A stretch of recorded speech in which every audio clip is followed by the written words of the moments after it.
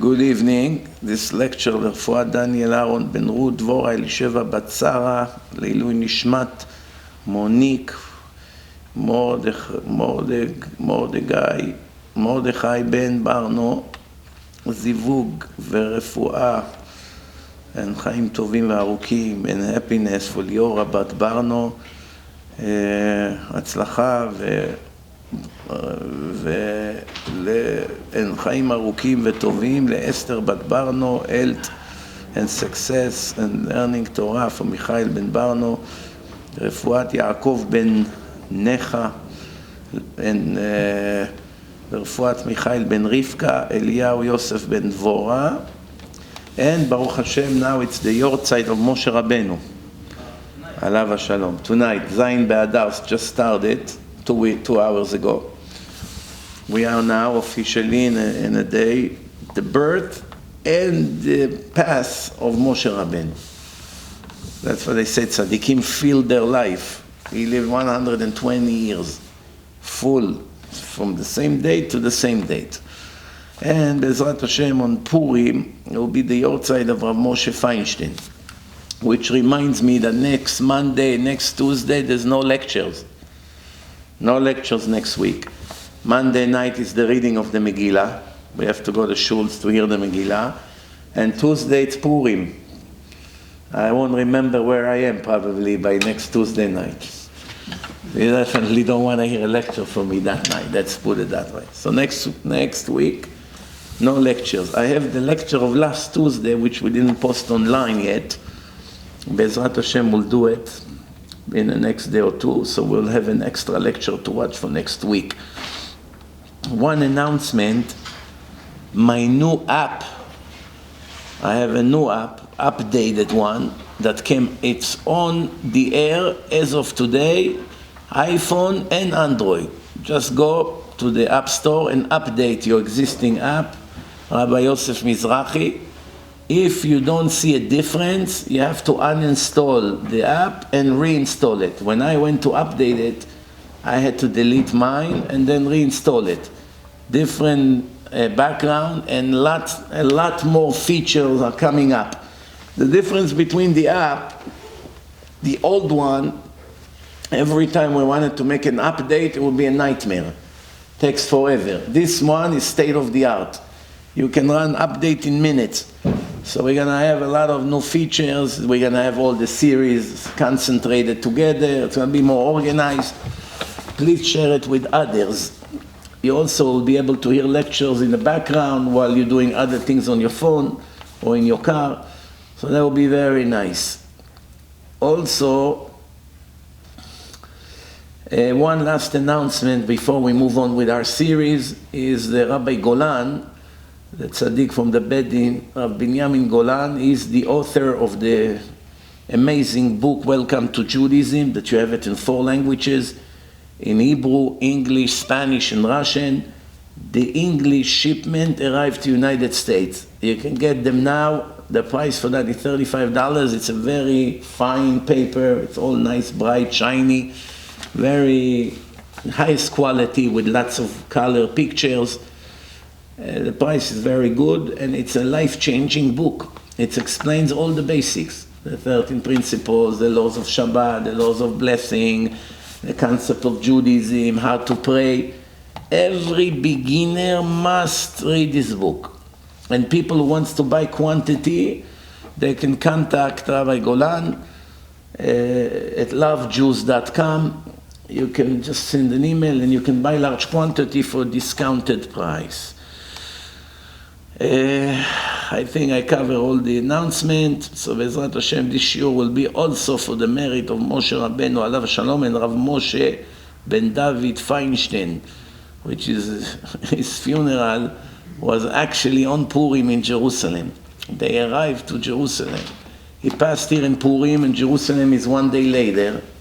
So his funeral actually took place in Yerushalayim with thousands of people on the day of Purim. It's interesting. So, we're continuing now, Baruch Hashem, our series. We got a lot of good comments about it. And last week, we finished the second chapter, Perek Sheni. Now we're going to start Perek Shlishit, third chapter. But this is the second lecture in a series. The Ramhal continue. We already mentioned that the human being was created for the purpose of being attached to God. What does it mean to be attached to God? Like I once gave an analogy, like connecting a phone to the charger, right? The phone has no existence without that wire. That connection gives it life. The soul of a person doesn't need a cable. It's a cordless, it's a wireless connection, spiritual connection. As we explained last week, this connection can be interrupted with the sins that a person commit.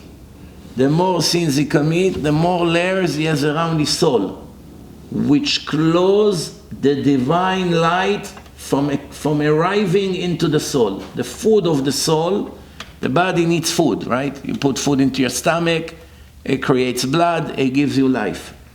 No food, no life. But the soul does not benefit from the food you eat. The soul needs spiritual food. And the spiritual food is connection to God.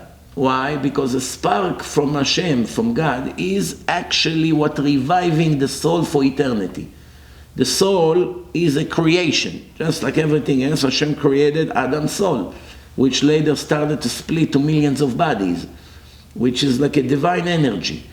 But that energy will remain for eternity only because a part of it, not the whole thing, a part of it is the actual spark from God Himself. Like the Gemara says, Man de nafach midele ke nafach. As it's written in the first verse in Genesis, in the first chapter, Vayitzer Hashem Elokim et Adam min ha'adama, and God created Adam sent from the ground, Vayipach be'apav nishmat chaim, and he blew into his nostrils a living soul, Vayi Adam lenefesh chaya, and a human being became alive. What made him alive? Speak, hear, listens, remember, express emotions, all these things that a person does. What gave him the ability? The entry of the divine soul into the body. That's what makes the body is able to function and to move. Obviously, when the soul leaves the body, immediately a person falls and he dies. Even though he has the entire system, the heart, the lung, everything there, but it's not functioning without the divine soul. But that soul, how is it going to remain forever? The answer is, God took a piece of Himself, which is eternal, and planted it into that human soul, and made it divine and eternal. In the other book of the Ramhal, Mesilat Yesharim, the classic legendary book, Path to the Just, which I also made a series about it, in the first chapter, he explained that Hashem had to make the human being with a system that he'll be able to practice the commandments and gain the merit to get his reward. That the reward will not be something that comes for free. Because if you receive something for free, you are ashamed. You begin to feel embarrassment. The more you get, the more you suffer. Why? Because it's shame, it's a spiritual pain. You feel like a needy. How come people keep giving me? Let me earn it. So you begin to offer help. If someone hosting you for a week in his house, cooking for you, cleaning for you, giving you everything, serving you, after a day or two, you don't feel comfortable anymore. So you suggest, can I help? Can I go shopping? Can I help you with the car? Can I help you with the kid? Can I take out the dog? Why all of a sudden you became such a tzaddik? You're a lazy bum usually when you're in your house. You can't even get up from the couch to make a cup of tea for yourself. How all of a sudden you're suggesting so much help to your host? The answer is because without it you suffer. The more he gives you, the more you suffer. Therefore you don't want to suffer. You suggest something in return. You did for me, I don't want to owe you. Let me give you something in return. Like this, it makes me feel good when you give me something that I actually deserve it. Top. Either way, a smart person would ask, who told God to make us with such a feeling? He could make us like leech. The leech suck the blood and they don't feel ashamed. They keep taking your blood and taking and taking and taking. The more they suck, the more they enjoy, the more they, they get what they want. And they never felt that they get something that they don't deserve to get. He could have made us like this. Like, we suck the blood more and more and more and don't feel anything wrong with that. That's a very good question. Who told him to make us with shame? Eliminate the shame.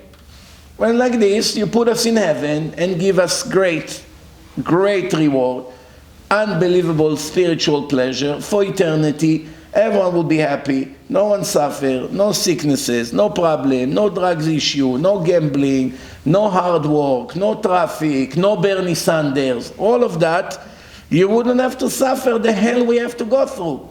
And what would we get? Wonderful life. Who needs to come to this world to be in a body, to sit in a bathroom, to eat, to make food, to bother, to go to the market, to carry boxes? Who needs all this headache? Raising children? Just put the soul in heaven and finished. Don't you think God thought about it? Obviously, if he didn't do it, it wasn't a good option. Because everything he does, it's the most perfect option. Why he didn't do it? The answer is, he wanted us to earn that we shouldn't feel shame. But the question is, why did you make us with shame? Eliminate the shame, and like this, we don't suffer. The answer is because the only reason that your soul survives for eternity is only because it's apart from me. And I can never be changed. I am the most perfect thing. That's the creator of the world. And one of the things that it's my personality, if you can call it personality, is that shame is a spiritual thing. It's a very positive thing to have shame. Therefore, since I planted in you a part of myself, that part can never be changed. So automatically you have your existence, it's a package deal. The only reason you are going to remain for eternity and the soul will never die, and you can be in heaven for trillions of years, it's never going to end. The only reason that your soul will not evaporate and disappear and will remain forever is because a part of it is a part of me. That's what gives the soul all the ability that the soul has. Therefore, since in me you have all these traits, none of that can be changed. After this beautiful explanation, if somebody asks you, why did Hashem make us? Why did he need to make such a world? Why did he have to send Adam and Eve to the world to start?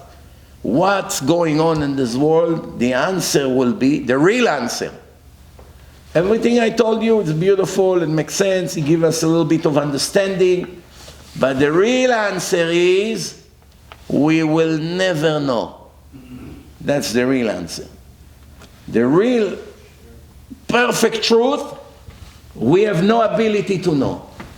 We will only know when we finish our circle here in this physical world. When we go up to the upper world, the Zohar, the Kabbalah is teaching that over there we'll get permission to understand all the mysteries and all the secrets about this life, about the world, about our personal life, about our family and friends and relatives. Over there, everything will be clear. Every detail will be clear. Why you were sick, why you vomit, why you had to go through surgery, why you missed your shidduch, why you got a wife that is mentally sick and she destroyed your life, why you had such children, why you had this problem, why your parents were like this, why they abused you when you were a child, who you used to be in your past life, why you got such a horrible life. Everything will make perfect sense. Over there, you're not going to have one tiny question about why it happened to me. Why did I deserve it? everything will be clear. Right now we have billions and trillions of questions. We don't know the answer to one of them. We don't know why we have money. We don't know why we broke. We don't know why we're sick. We don't know why we are healthy. We don't know why we marry. We don't know why we are single, why we have kids or we don't have kids, why we have such horrible kids, why we have such great kids, why we live in this house and not in that house, why those are our parents. And I can give you another 5 million questions right now until next week. And the answer to all of that, we don't have any idea. One thing it's wonderful to know that very soon, once we're going to go to the court of heaven, in less than a second, over there there's no time limitation. What takes you, let's say, a day to understand, over there you learn in less than a second. Everything goes like a fast download. Everything will be clear. Everything, you know your past life. You know if you had a dog, who was reincarnated in that dog? Who was he to you in your past life? Why Hashem made you a servant of a dog, which is a curse in life? Why you have to clean the waste of a dog 3 times a day in the street? A Jew, a lawyer, a doctor, a religious Jew, whatever the case may be, has to be a servant of such an animal. Who is this dog? Who used to be this dog in his past life? What kind of a person he was? Maybe it was a person you torture and now you became his servant. There could be millions of things. None of that we understand right now. The main question is, why did Hashem created this world and He put us over here? We will only know when we disconnect it completely from the physical body. Physical body is a liability, is an obstacle, is holding us back. It's limited. Therefore, we have, because of the physical body, we have a limited ability. We cannot reach the maximum divinity of our soul once the soul is in a body. Because the body is always fighting against the soul, always. Whatever the soul wants, the body wants the opposite. It's a battle. It's like a boxing battle between the body and the soul. Who's going to win? When the soul is up, the body is suppressed. When the body is down, the soul is suppressed. You want the soul to overcome the body. The more the body overcomes the soul, the more wicked you are. The more the soul overcomes the body, the more righteous you are. It's a very simple mathematical rule. That's how it goes. Same thing in this world. When the Jews are up spiritually, Ishmael, the Arabs are sinking. When the Jews go down in a spiritual level and connection to Hashem and Torah, the Arabs are rising. Why? Both of them cannot be up. Either Israel is up, Ishmael is down. Israel is down, Ishmael is up. The Arabs, the Muslims, the children of Ishmael, don't have their own independence. Meaning they are subject to what we're going to do. When we please Hashem, automatically eliminates them. When we upset Hashem, automatically elevates them and give them the power to kill us every hour. And to steal our land, and to claim that the Holy Land belongs to them, and to claim that their fake religion is the main one, and if you're not going to become one of them, you're not going to, have whatever you want to have, and all the rest of their nonsense. The only reason they are on a rise is because everyone around them became very wicked. So they have one thing, they have faith. They believe in God. Almost all Arabs believe in God. It's almost impossible to find an atheist Arab. Maybe 1 out of 1,000. Unfortunately, with a broken heart, I'm saying that half of the Jews, when you speak to them about God, they don't even want to hear the word God. They are disgusted to hear about religion. Look at them in Israel every Saturday night and every other day, what riots and anarchy they make. 100, 130, 140,000 wicked people, biggest lowlife on earth, how they scream against Torah, against religion. Some of them were crying very much today that some Jewish settlers went on a revenge against the place where the Arabs killed the 2 brothers today. People had so much rage because every day people get killed, every day Jews get killed. They just could not hold themselves. They went and they burned Arab cars and property, you had to see how the lefties were crying about the Arab property. Now that I justify it, nobody should take the law into his hand and become violent and start killing people or burning property. That's not the way to handle things. But you see from the way they see, when the enemy suffer, they suffer. When the Jewish people suffer, they are happy. It's unbelievable. Those are the Arab Rav that Moshe Rabbeinu adapted to the Jewish nation. I once was asking myself, what is the first question every Jew would like to ask Moshe Rabbeinu in a time of the resurrection of the dead? When we come out of our graves, let's hope that it's going to be in our days, that we don't have to go to the grave and rise. But those who already passed, our grandparents, the holy rabbis, everyone will rise from the dead. When we're going to see who is Moshe, we're finally going to see how he looks. Until now, we only have a name. Finally going to see his image. And everyone will have permission to come and shake his hand. Shalom Aleichem, Moshe ben Amram. We grew up on you. We learned everything you taught us. Finally, it's an honor to take a picture with you, a selfie if you don't mind. Moshe, come, sit right here. Smile to the camera. Okay, after the nonsense, we will have one permission. Everyone has one question to ask him. What question will you ask Moshe Rabbeinu? There's a million options. Every one of them is a good one. I can tell you what I would ask. I would ask him, what was on your mind when you decided to adopt all these Egyptians, Erev Rav? Look how much we suffer from them every generation.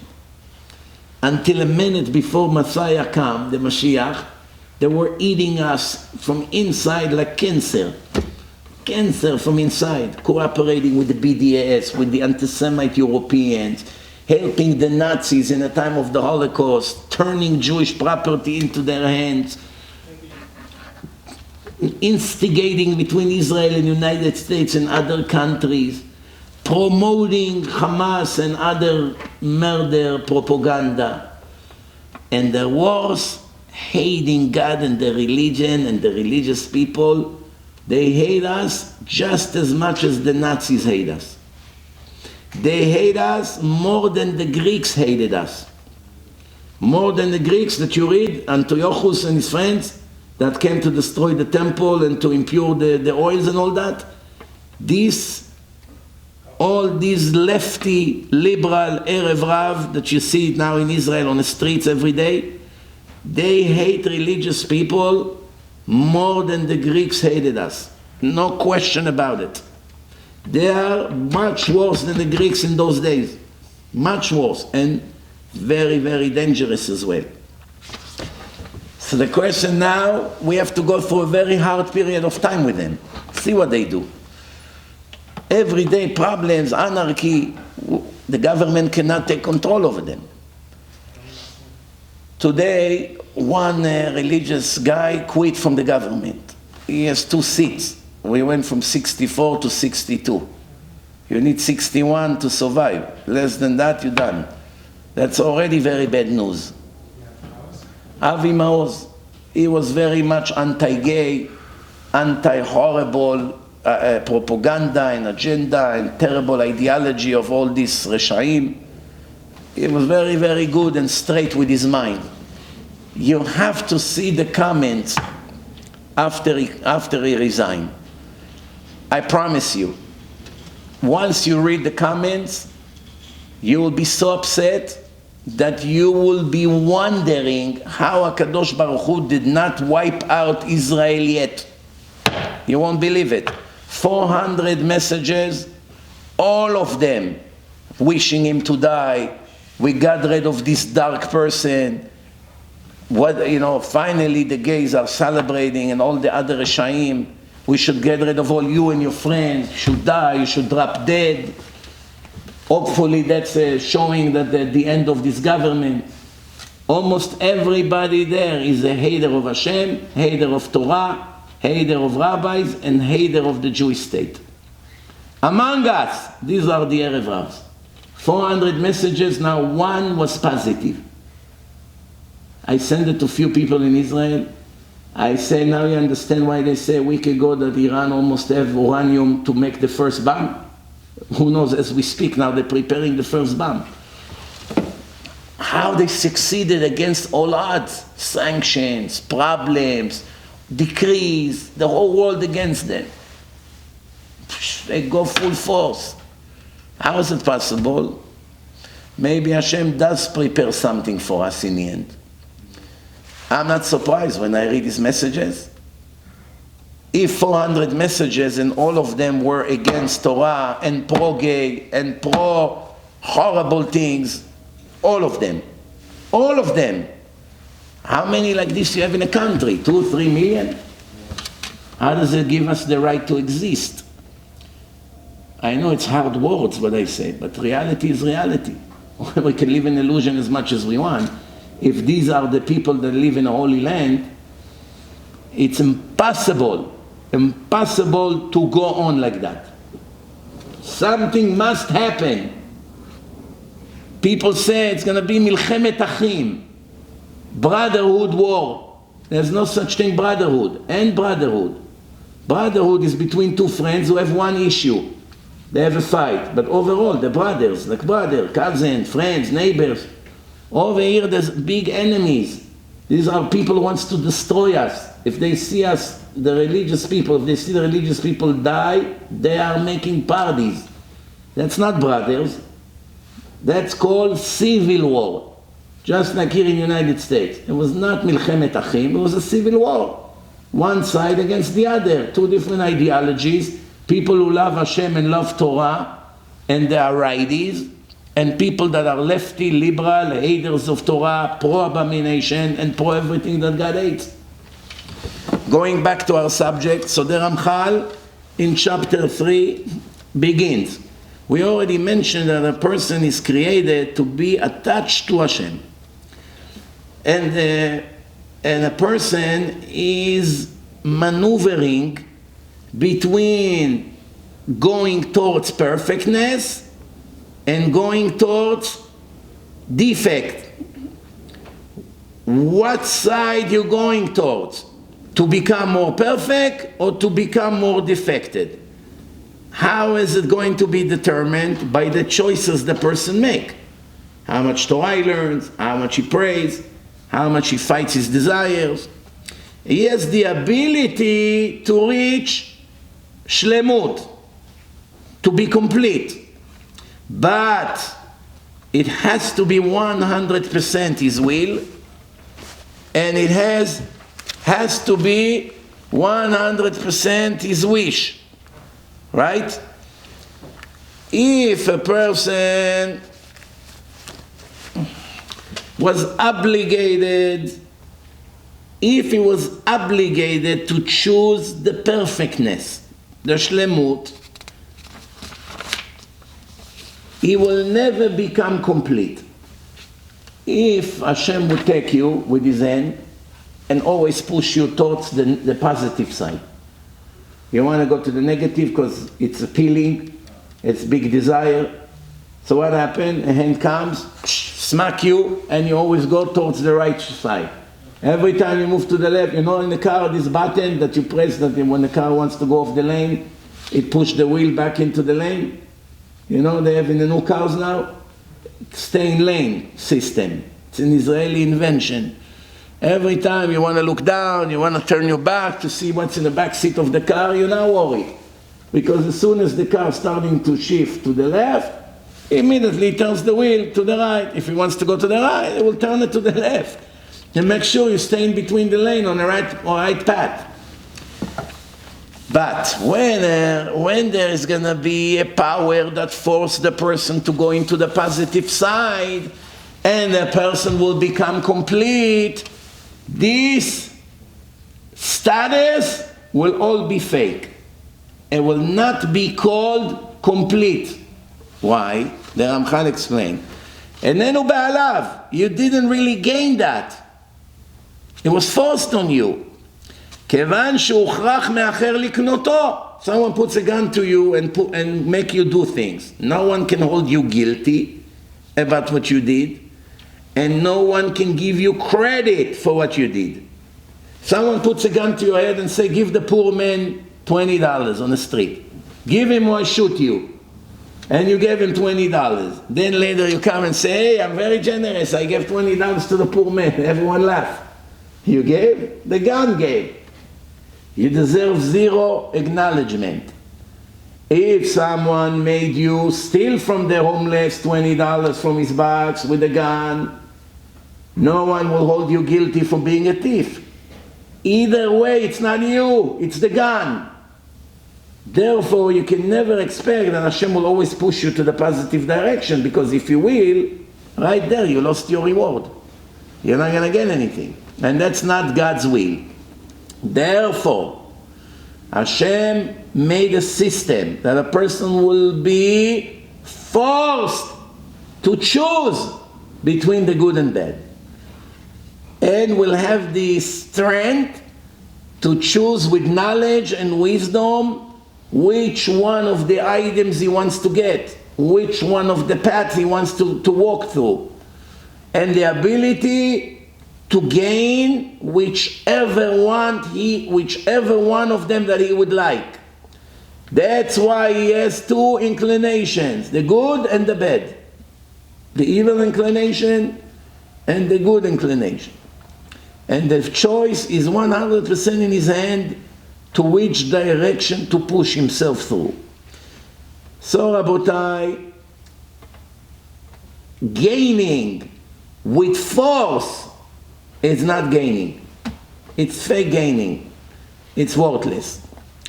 Therefore, a person has two opposites in him, always acting at the same time. The soul and the body. The body came from the dirty sand, and the soul came from the pure God. Two complete opposites. The lowest thing compared to the highest thing. And they are forced to be in one box, which is the body. Everyone pull towards his nature. The soul is divine, pull you towards divinity. And the body, which is the lowest thing, it has no value, push you towards desires, materialism. And there's always going to be a constant war between the two. If a person would let the material win, the soul will be dragged into the sand as well, to the lowest level. And the complete opposite of perfectness, of being complete. And if he will pull the body into the divinity, into the spiritual ability, the body will be purified and upgraded to a higher level.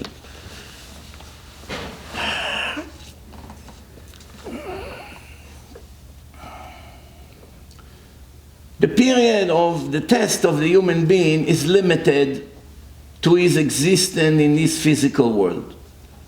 But the reward is not limited at all. People may ask, listen, if I work 10 hours, you pay me for 10 hours. Let's say I make $20 an hour, I work 10 hours, you gave me $200. $200 will be wasted in a day or two. After 2 days, what I earned, I lost. Meaning the test, the work is limited, and the reward is limited. That's everything in this world. Whatever job you do, you get X amount of money, which will run out one day. It's not going to remain forever. But because the reward is eternal, something spiritual never ends. Remember. Therefore, it will be endless reward. You may ask, it's not fair. I only was in the world 40 years, and now I gain enough reward for billions of years? How? There's not enough time to earn so much. You can set a formula. How much I make per hour? Let's say I'm the Baba Sali, the most perfect tzaddik in the world. how much I make an hour spiritually. Let's say $1 million an hour, okay? I'm just translating it to money. After 50, 60, 70 years of being righteous, multiply by $1 million per hour, it would be $1 trillion. The $1 trillion at one point will end. After 500 years, after 1,000 years, there will be a time that this reward will be wasted. How is it possible that this reward will never end, like the sun? Keeps giving light and fire and warmth and never wasted. The sun keeps going and going for thousands of years and the temperature is the same. How is it possible? That's what Ramhal is talking about now. And he says like this. The period of the test was limited to X amount of time in this world. But the reward has no end. It's eternal. But the same way that time is changing, summer, winter, spring, all of that, fall, same thing, the situation of the human being is changing constantly. He has to put his effort in everything that he needs to be focusing on to gain what the purpose commanded him to gain. And he has to be always in a constant war between the brain and the body, meaning the soul and the body, the knowledge and the will, the brain and the desire and the heart. It's a war between the brain and the heart. Sensitive people, you know, these people that they hear something immediately they begin to cry and they get emotional, and as soon as they begin to talk they begin to cry. Usually it's more women, but sometimes even men are emotional. People like these, that means that their feelings dominate their life. The brain say what's right and wrong. They're not stupid. They know what's right and what's wrong. They see. At the time when they choose what to do, they know 100% that they will regret it later on. That it's the wrong thing to do. They know it. But they can't help it. Why is it? Because they are very emotional. What's the solution for that? What's the solution for that?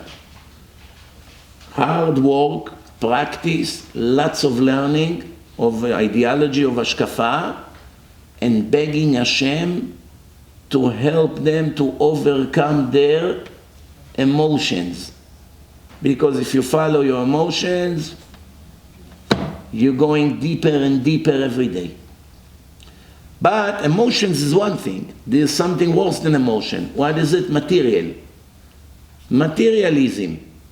The attraction to physical pleasure. Jewelry, clothing, cars, heat, air condition, water, boats, business class, delicious food, which almost every person has. Someone will tell you, I don't have desires for these things, is a liar. Everyone has desire for it, whether he's religious, whether he's not religious, whether he's a Jew, whether he's a Goy.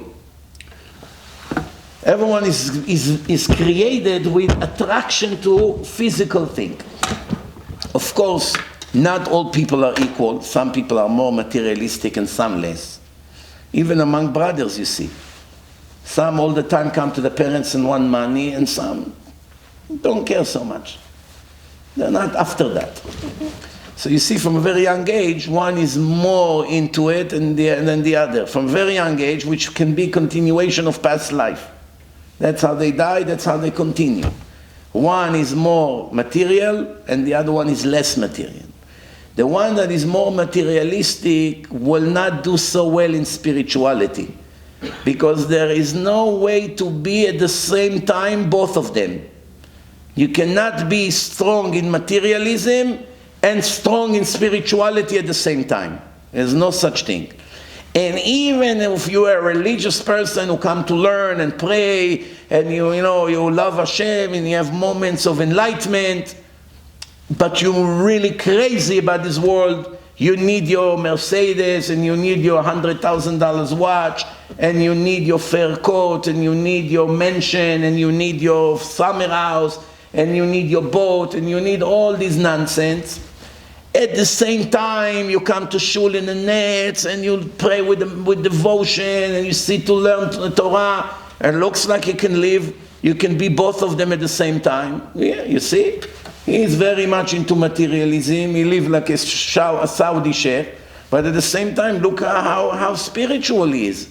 Look how he talk about Torah with joy. That's an illusion. This person could have been 100 times more spiritual and 100 times more holy if he would be able to overcome his desire for materialism.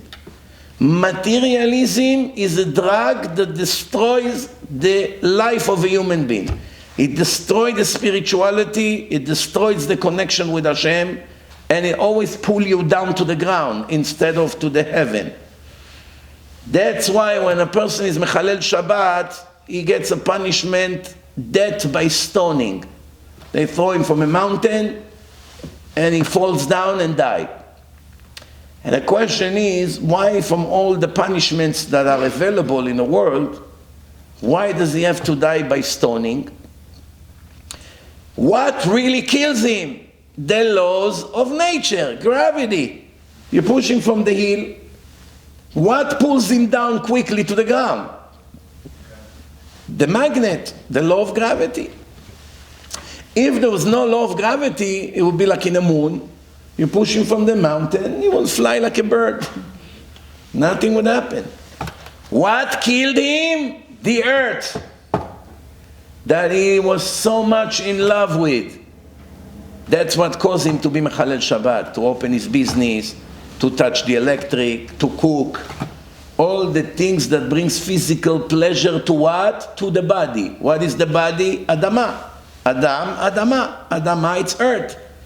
The earth is the main thing in your life. You're focused on the earth to give pleasure to the earth. The earth will kill you. All measure for measure. You understand how it works? Nothing is coincidence, obviously. By Hashem, everything is deep and brilliant.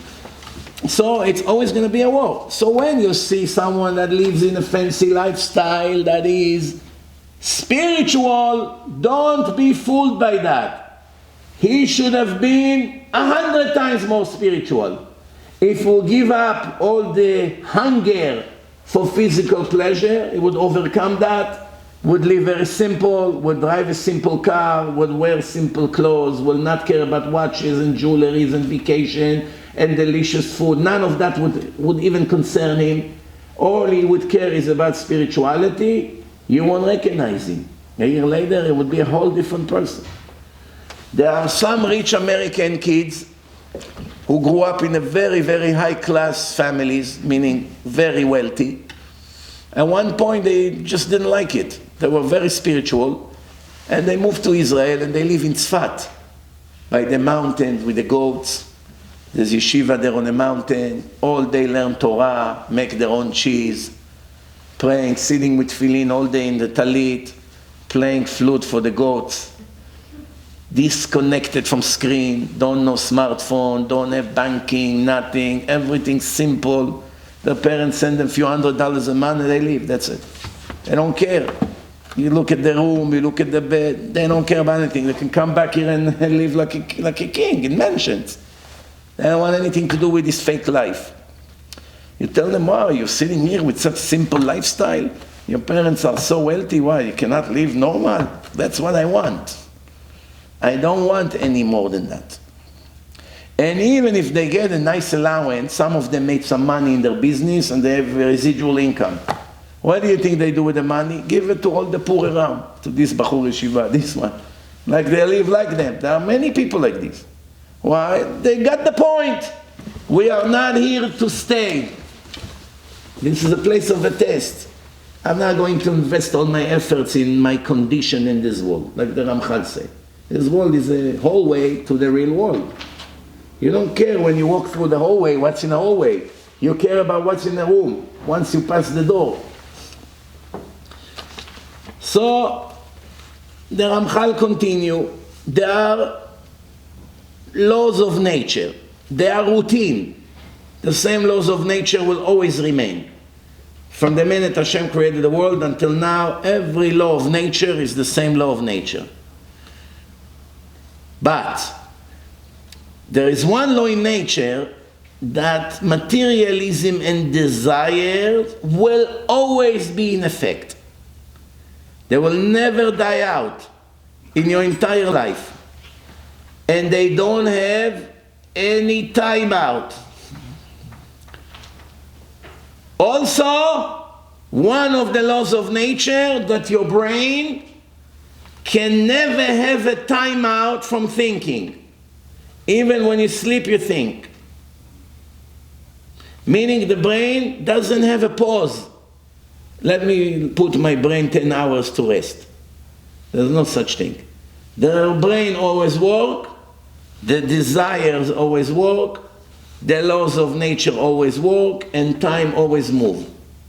There is no way to pause and say, let me take a break. I had a rough month.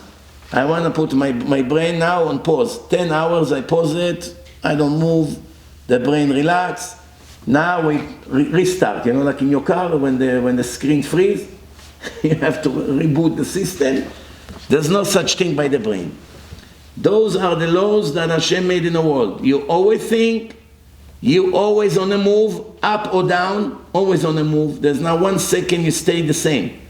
Right now, you are more righteous than a minute ago because you learn an extra minute of Torah. So your graph in heaven went up a little bit. If you were in 68.3, 3333, now you are at 68.3334. And maybe in the next half an hour it will go to 63.45. You either go up or you go down. If you were sitting now home and watching a stupid basketball game, bunch of people running after a piece of leather and screaming and making faces of all kinds of monkeys, like this. That's what interests you. Obviously, you sit 2-3 hours of your time, you burn, you're on the way down. You learn Torah, you're on the way up. You pray, you're on the way up.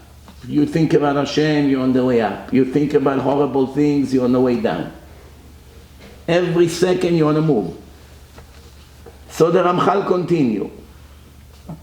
I once asked, there are 3 major desires in a person's life. I'm talking about men. What are the 3 most critical desires in the life of a man? 1, money. Greed, money. 2, food. And 3, women. Money, food, and women. Which one of those 3 desires is the worst one? Money? What do you say? Everyone agree money? Plus. Women. What else? Nobody thinks food is the strongest desire? Huh? Take a person that loves to eat, put a delicious steak in front of him with good French fries and good sauce, and tell him, I'm giving you $100 not to touch the steak. And he needs the money. What do you think? He's gonna give up? He looks at the steak, the smell. Just stare at the steak. Will he be able to overcome that test? That's one question. Take a person that loves women, give them a beautiful woman in front of him, who ask him to go with her to some places and tell him, no, sit, just look, you're not allowed to go. Close your eyes, you can't even look. What are the odds that he will agree? Take a person that loves money, all his life greed, greed, greed, materialism, and he said there's $1 million in a box. But hey, I'm leaving, but don't touch it. When I come back next week, I want to see it still here. He looks at $1 million, all organized with no bills like this in a box. He doesn't know who you are, he doesn't have your ID, no cameras, nothing. You can grab it and run. I don't know, run to Brazil, Thailand, whatever. What are the odds he won't touch the box? Those are three very hard desires. And which one of them is the worst? Is it depend who you ask?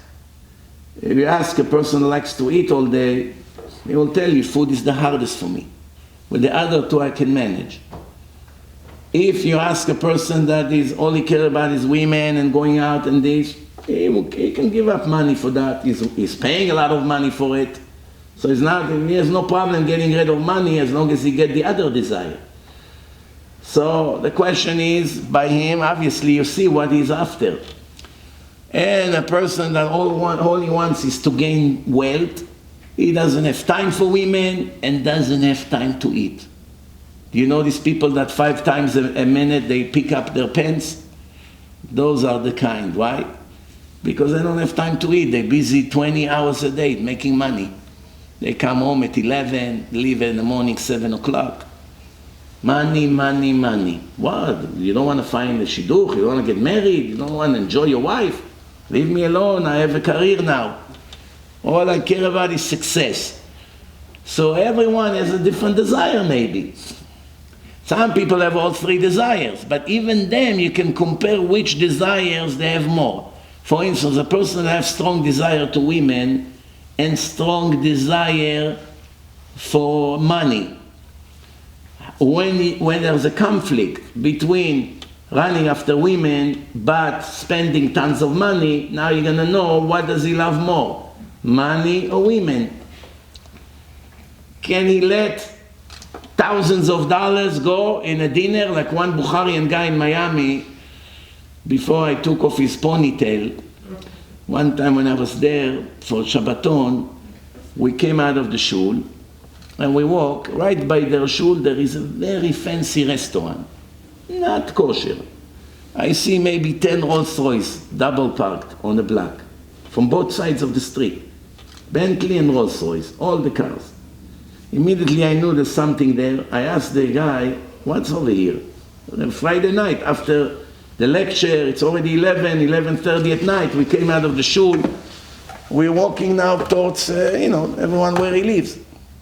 He said to me, it's a very fancy restaurant. All the movie stars, all the famous, the rich. You see a lot of drivers with Rolls Royce outside. And then the guy said to me, one time I didn't know this place. I wasn't religious. I went out on a date. We came into that restaurant. They give us the menu with the wine menu. The cheapest wine bottle over there, $20,000 and up. Very expensive wines, very, for those who understand about wine. My eyes almost came out. It's going to be thousands of dollars, this meal. So, he's thinking now, I'm going with this girl on a date, which most likely nothing will come out of it. Do I want to burn $20,000 to be with her for 2 hours? Absolutely not. So what will I do? I have to tell her, hey, we came to the wrong place. But then comes the shame, which is very painful. So he was afraid to say something. But he was hoping, begging Hashem, even though he wasn't religious, that the girl would say, we came to the wrong place. Imagine now the girl say, I would like this and this and this, $50,000 bill. What would be? Bukharian would take a mortgage for that 2 hours dinner. But Baruch Hashem, he had a good kosher girl. She didn't want to take advantage on him. What happened?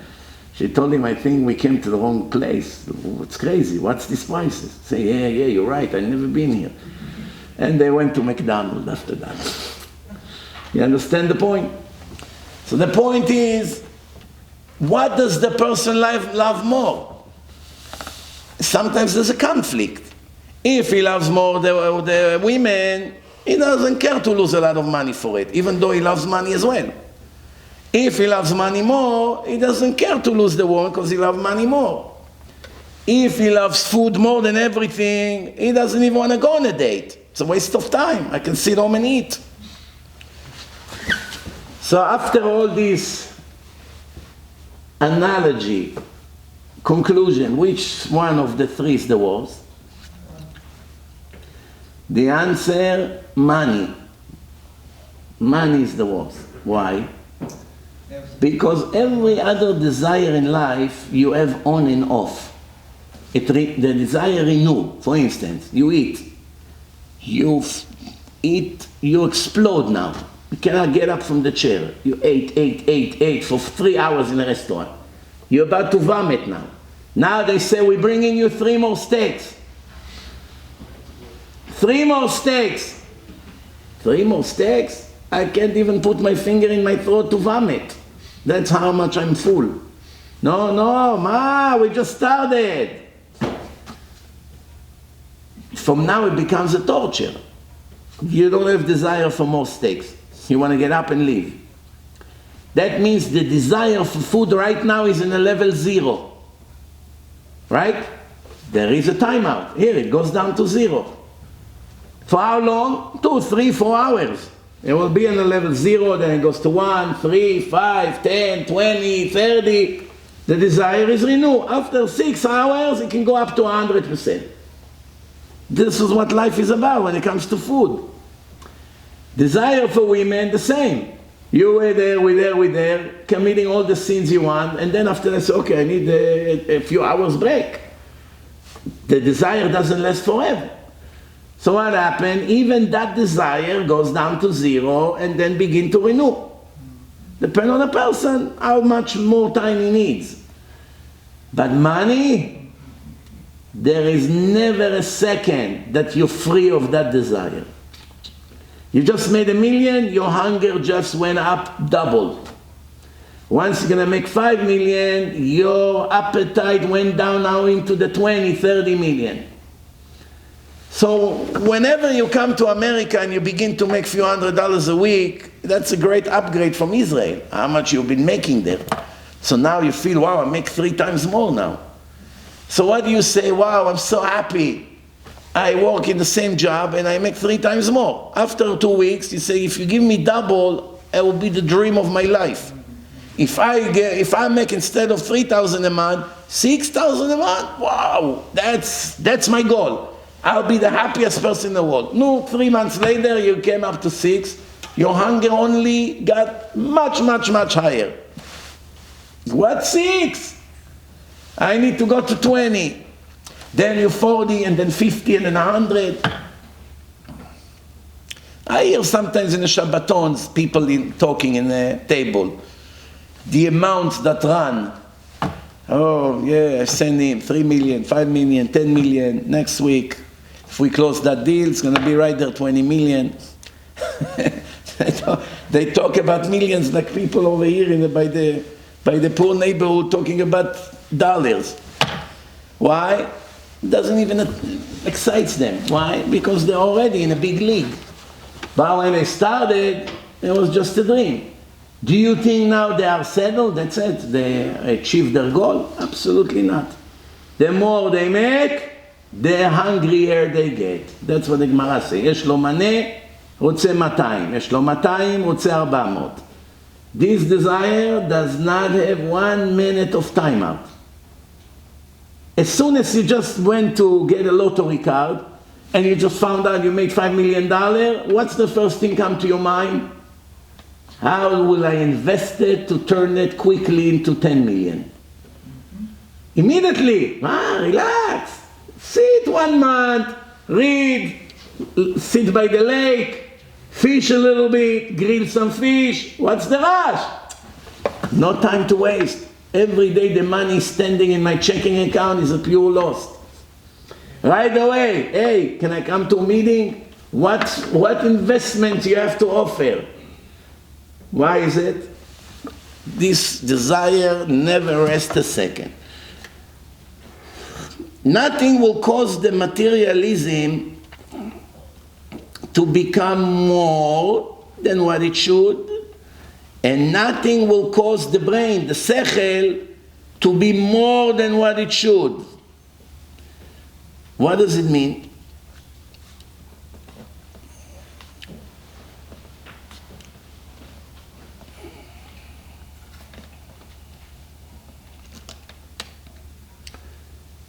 When the material will go too high. More than the way Hashem designed it. Hashem designed it in a specific measurement. If it will go, let's say, 20% higher than what Hashem designed it, it will crush you. That's it. You will reach complete darkness in life. That there's no way to come out of that darkness. If the brain will go higher than the ability that Hashem limited the sechel to go to a certain level, if it will go higher by 20-30% when the way the programmer designed it, which is Hashem, then the test, the balance between the good and bad will be annulled. And therefore the test will be all dismissed. So the design is in such a way that the choice between good and bad will always remain around 50-50. 50% to do the right thing, 50% to do the wrong thing. And once the material is in control, the darkness on the neshama is becoming stronger and cannot attach to Hashem. And if the neshama is in control, the material is going down to almost doesn't exist. Therefore, both of them has a limitation to what level they can reach in this world. I'll give you an example. Why didn't Hashem make the world that we can learn the whole Torah in one day? Why did He limit the brain that you need 7 years to know the Torah? Imagine what wonderful life it would be, hypothetically speaking. What a wonderful life it would be that every page you read, you remember. That's it. It's in your computer. Just like now. You take a picture on your phone, the picture is there. 30,000 pictures is there. The phone has it. Every time you want to pull it, you pull it out. You don't have part of the picture being erased after a while. There's no such thing. It's either you have it or you don't have it. So what would be greater than that everything you read, you remember? So, who's to say that it takes so slow to read? Why can't we just read like the autistic kids? They look at the 2 pages on a book, and they can type the whole thing to you now, in a second. Here, like this, everything, ask him about, tak, tak, tak, he will type everything. Meaning whatever the soul aiming at, immediately records all the information. No need to read. Photographic, boom, take a picture. In case you are wondering if what I say is true or not, I suggest you will watch the autistic artist in Paris. They went with him, a black autistic man, probably in his 30s, I believe.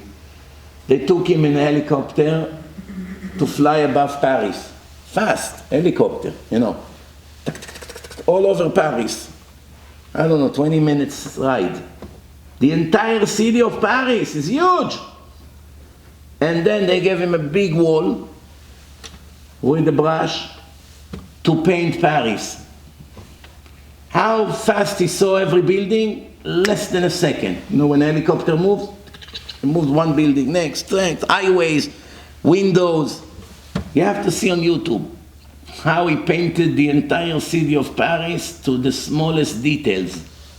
How this window, broken window, frames, roofs, antennas on a building. Millions of details. He painted everything just by seeing it less than a second. Every building is so less than a second, and he knows all the details of it. How wonderful it would be if we would have the same ability. Think about it. Wow, what life we would have. Unlimited amount of knowledge. You would leave the room, I would call you 2 hours later, can you describe to me the shul? You will know every detail, every book, where it's on the shelf, even if you didn't pay attention to it. Your soul automatically take picture of all the surrounding. Every book, here, there, the chandelier, the notes, the words on those, right there on this tree. Every letter, every stain on a rug, everything. Which, by the way, that's exactly what happened, but you're not aware of it. If I hypnotize you, I'll get out of you every detail in this room to the smallest dot. And not only this room, everything you ever see in your life. The question is, why didn't Hashem make us aware of it in our conscious? Why it automatically goes into the subconscious? Wouldn't it be wonderful that we read thousands of books per day? Flipping the pages, 1, 2, 3, 4, 5, 3 minutes, you finish a book. Don't you think Hashem knew about this option? If the brain will have such an ability, life would not have any test.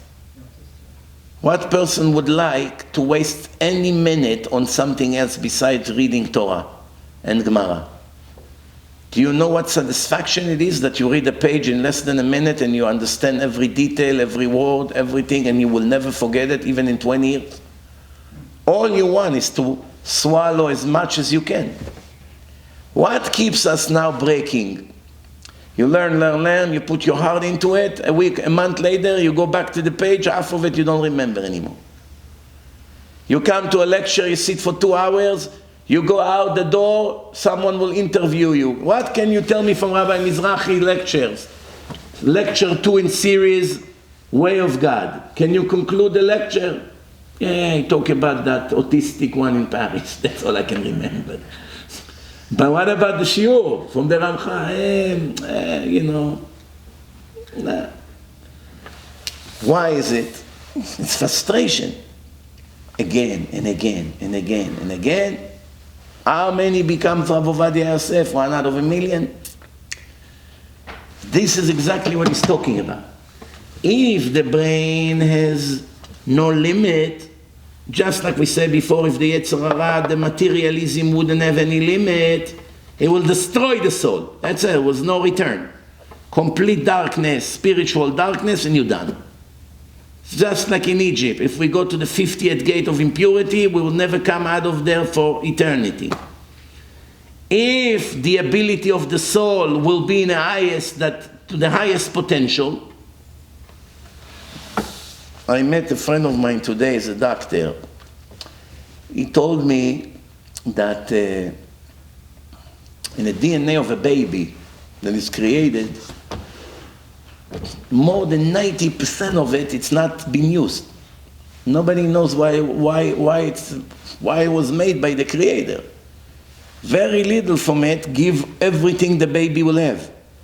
The brain, the organs, the nerve system, the ears, everything, it's very, very little. More than 90% of it look like a waste. So I told him I can say the same thing about the sperm. A husband is going with his wife, she's going to become pregnant. Only one seed will go into an egg while there are billions. Why the created made in each time they're together that there are billions of potential seeds? And how he decides which one of the million or billions, whatever the number is, it's an astronomical number, why this one will go into the egg and all the other one is basically wasted in a system. Those are big mysteries. The more we investigate, the more we learn about nature, we have actually more questions than answers, right? The interesting part is that the Gemara 2,000 years ago, remember, there was no microscope. This is all divine information. The Gemara explained what's the difference between identical twins to unidentical twins. Nobody knew about germs back then, besides the Gemara, in science. Nobody knew about the microscopic seed.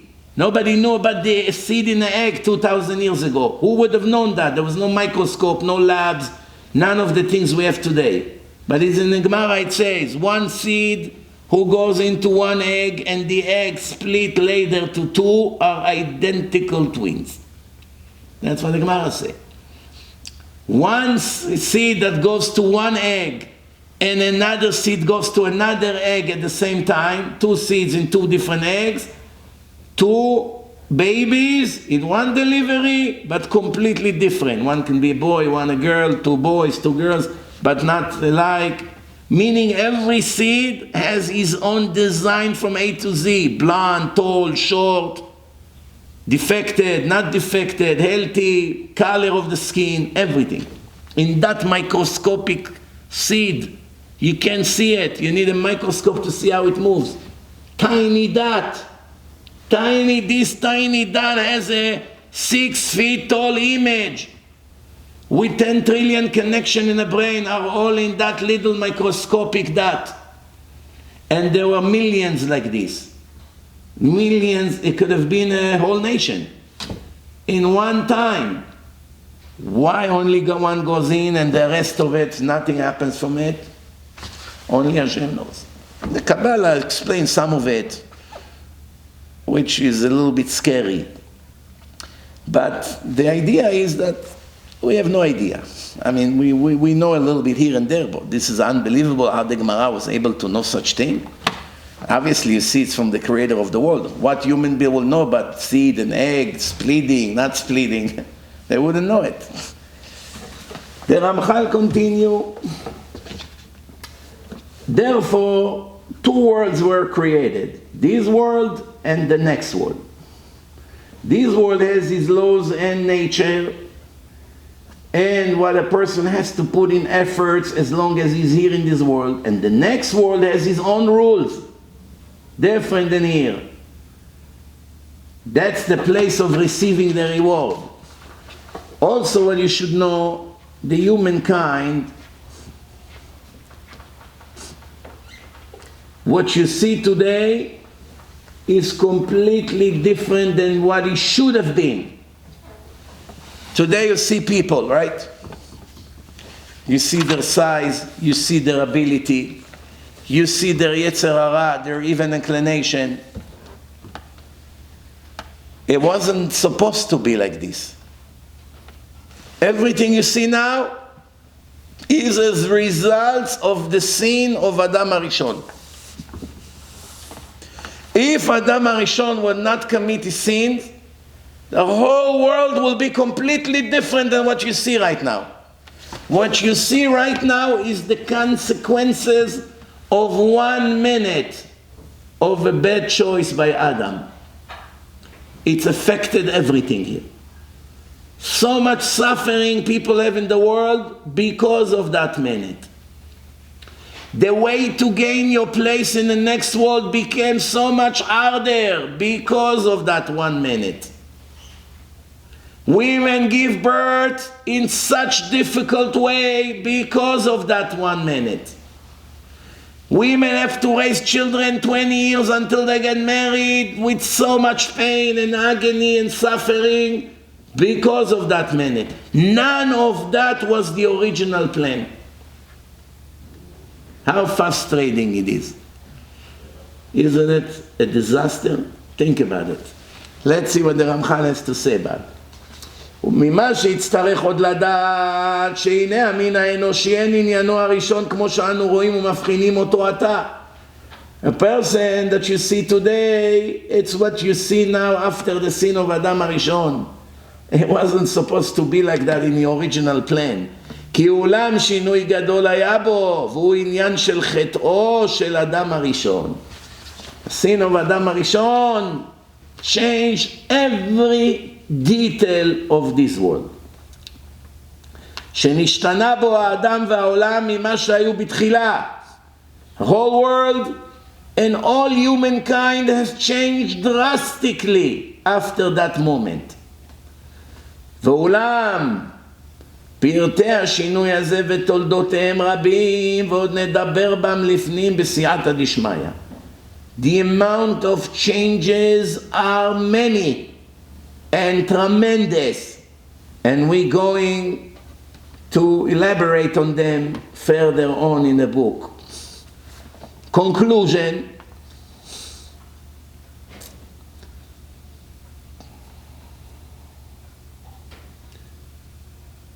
All the things that you see right now that relates to humankind, you can divide to 2 different categories. Before the sin and after the sin. Adam HaRishon, while he was created by Hashem, Hashem designed him. first Adam, he was built with two parts, two opposite parts, body and soul. In reality, good and bad was the combination. And he has to choose which one of the two to be attached to the good or to the bad.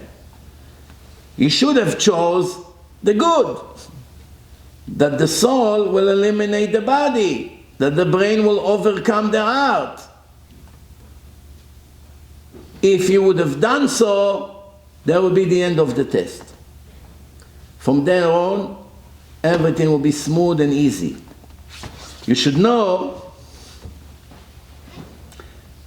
although we don't feel the soul in our body besides the mind, the thoughts, the understanding, which you know it comes from the soul, not from a piece of meat.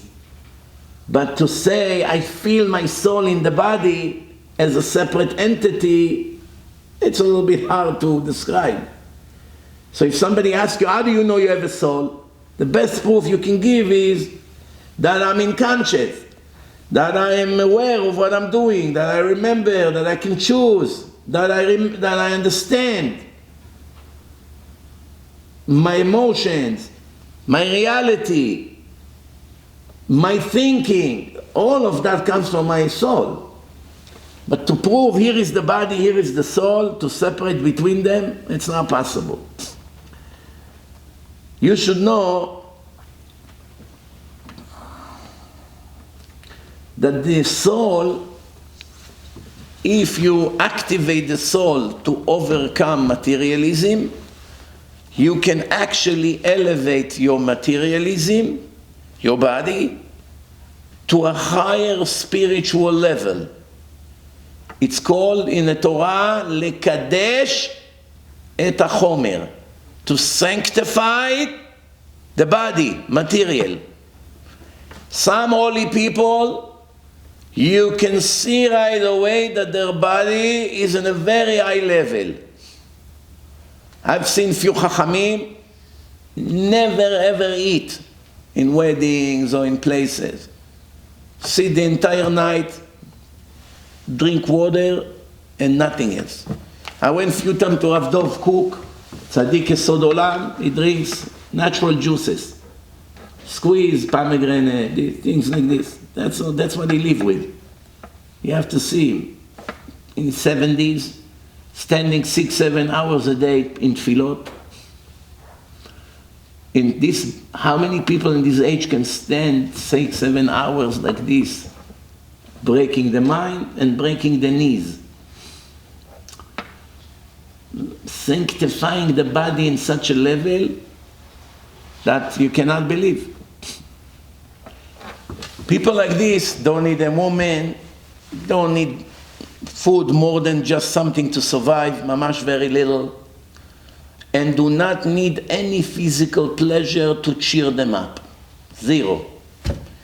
Not only they don't need, if you ask them to come and get, it will be a torture for them. Come, I'll take you on vacation. I want to take you to the lake to swim. We have a new jet ski, Rabbi, come, let's go. Please, no, I'm begging you, come. No, it's a torture for me. Why you want to stay in a room for the rest of your life? Ben Ish Chai HaKadosh was 1 month in jail. His brothers were business people. They put all the business on his name. Yosef Chaim from Baghdad. They were supporting him. The business, the corporation was on his name. He was sitting and learning Torah. One day, the Arab police came. Yosef Chaim, come with us. You are arrested. Why? Problems in the business. Government investigation. They put him in jail for 30 days in Baghdad, in a room, with books. Later he said that was the happiest 30 days of his life. He reached the highest level he ever reached. To the point that he saw all the souls of all the wicked people that were reincarnated in the walls of the jail and released all of them.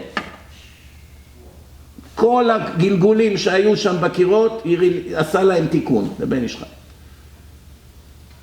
Why? Because he reached such a high level that the body was completely eliminated. It became all spiritual. So the Ramhal continues, so remember this, לקדש את החומר. There is one thing to lower the chomer. When you lower the chomer, the spirituality goes up. Then you can eliminate the chomer. And then there is a higher level than everything to sanctify the chomer, that the chomer, the material, become also spiritual. Also spiritual. That's in this generation almost does not exist. Almost does not exist. So the Ramhal continue. There is a situation that the bones and the material of the body will become pure. You purify it. ותעלהו עילוי אחר עילוי. It will go low, higher level and higher and higher and higher until it will be deserved to join the soul to the perfect, complete joy. Few people went up to the upper world with their body. 10 in a history. We should know that would be the level of Adam if he would have not committed the sin. שהייתה נשמתו מזככת את גופו זיכוך אחר זיכוך. Adam would stay in the world, every day his body will become higher and higher and higher until the body and soul will be one. One holy, pure entity. And will enjoy the spiritual, eternal pleasure. כיוון שחטא, because he committed a sin, everything changed drastically.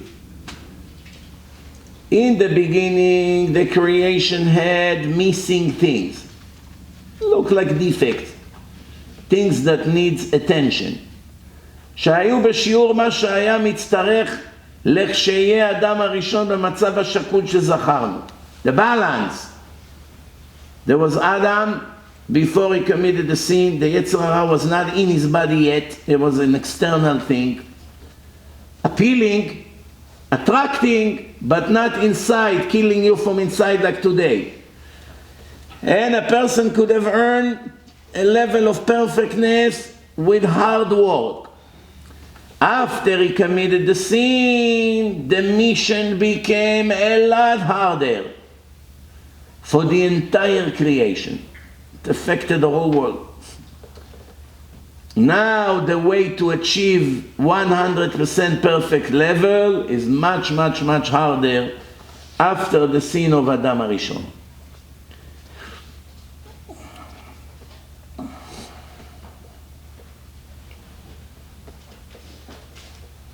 In the beginning, all what the person had to do is to remove himself from touching the bed.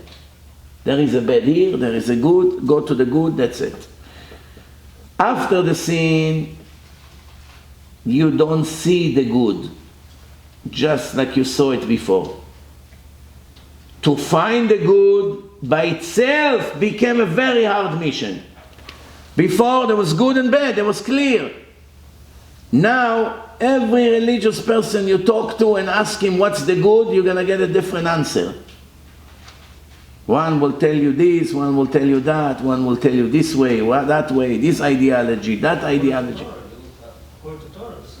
According to Torah. You know how many different truths people will describe to you? Ask a Chabadnik what's the good. Ask Breslev, ask Satmer, ask Dati Leumi.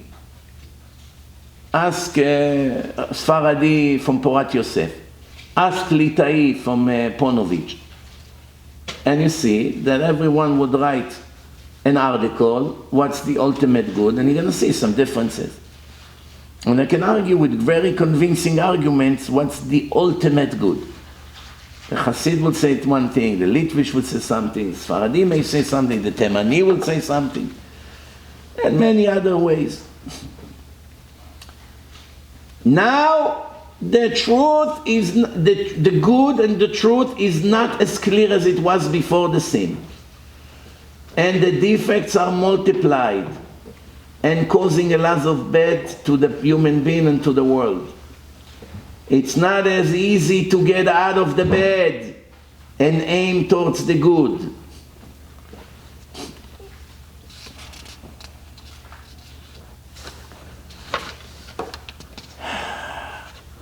So, after the sin of Adam HaRishon, he can never reach anymore the perfect level that he could have reached before the sin. No matter how hard he's going to try, the ability became limited. When this situation will be fixed and reversed to the original plan, after the Messiah will arrive, and all the wicked people will be cleaned from the world, Jews and non-Jews, and there will be resurrection of the dead, and Hashem will eliminate the Satan and the evil inclination. He will put him out of commission. Therefore, there will not be Yetzer Hara, eternal Yetzer Hara anymore, and only righteous people will remain without an evil inclination, without it, without sicknesses, without laziness, without fatigue, without anger, without jealousy, without poverty, without any bad negative things. None of that will exist in the world. Without death, without new people being born to the world, without wars, without sicknesses, without abomination, without any of that. Crystal pure world with millions of righteous people. Nobody touched without permission. No one has any shortage. No one is falling asleep in the middle of Shiur Torah. Nobody plays with his phone when the rabbi speaks. Nobody come an hour late or leave an hour early. No one complain if there's going to be rain or not rain. It's not relevant. We are 100% in 100% spiritual level. That's the answer to many smart people who ask, if my grandfather is already in heaven, I'm worried. After the Moshiach would come, they're going to bring him from heaven into this lousy world. I don't want my grandfather to walk in the streets of Tel Aviv after being in heaven for who knows how many years. Very good point. And even in Jerusalem or Bnei Brak, you compare Jerusalem to heaven, being with Rambam or Moshe Rabbeinu or Rashi or Rabbi Shimon Bar Yochai, and enjoying the greatness of God, and you want to bring them down to this physical world? What, to walk in 100 degrees and sweat in Judea and Samaria mountains? As great as it is, what are you going to do? Put him in yeshiva in Yerushalayim? He was with Rashi in the same yeshiva and Rambam. How exactly you would like to come here? It's a serious downgrade. The answer, no. If he would come to the world the way the world is right now, it's a huge downgrade. It's a terrible punishment. That's what Prophet Samuel was so afraid when King Saul called his soul. He went to this woman and she brought the soul of Samuel, Shmuel Hanavi. And he said, Lama irgaztani la'aloteni? Why did you disturb my soul to bring me back to this world? The Gemara says he was afraid that Hashem reopened his trial. And he has to come back again to this world. He was so petrified to leave the place where he was in heaven and come back to this world. This was 3,000 years ago, not today. The world was a much better place than today. And he was still afraid. Why? Because he knew that this world has Yetzer Hara and has Amalek and has wars, and have anti-Semitism, and has fatigue, and it's hard to learn, and you have to deal with a lot of anti-Torah people. He had a hard time in his life, the prophet. Who wants to come back to this world? That's obvious. But after Hashem will slaughter the Satan, there is no attraction to the bed. Imagine you can be a year awake and you don't fall asleep. You don't have any limitation in your memory. You enjoy the greatness of the Torah in a highest level. You will be laughing at sport, or fashion, or jewelry, or fancy cars. You're going to be hysterically falling on the floor from laughing. Rambam said, "Ma'adanim yiyu metzuim ke'afar." Wealth will be like sand on the floor. We will have zero value. No one would want any materialism. No one will care about the flavor of the food. It will not be relevant. Right now, it's all come from the evil inclination that it's like an injected poison into the human being. After the sin of Adam HaRishon.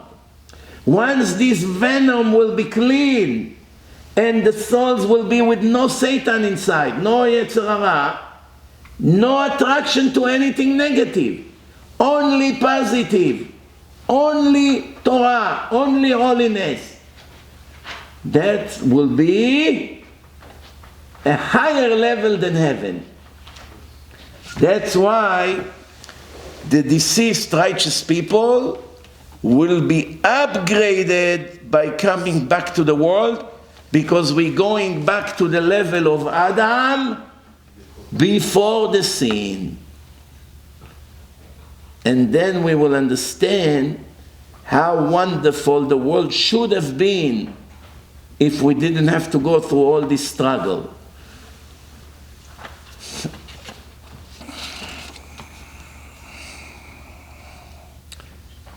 Since Hashem brought death to humanity after the sin of Adam, He told him, from the day you eat from the tree, you will have to die.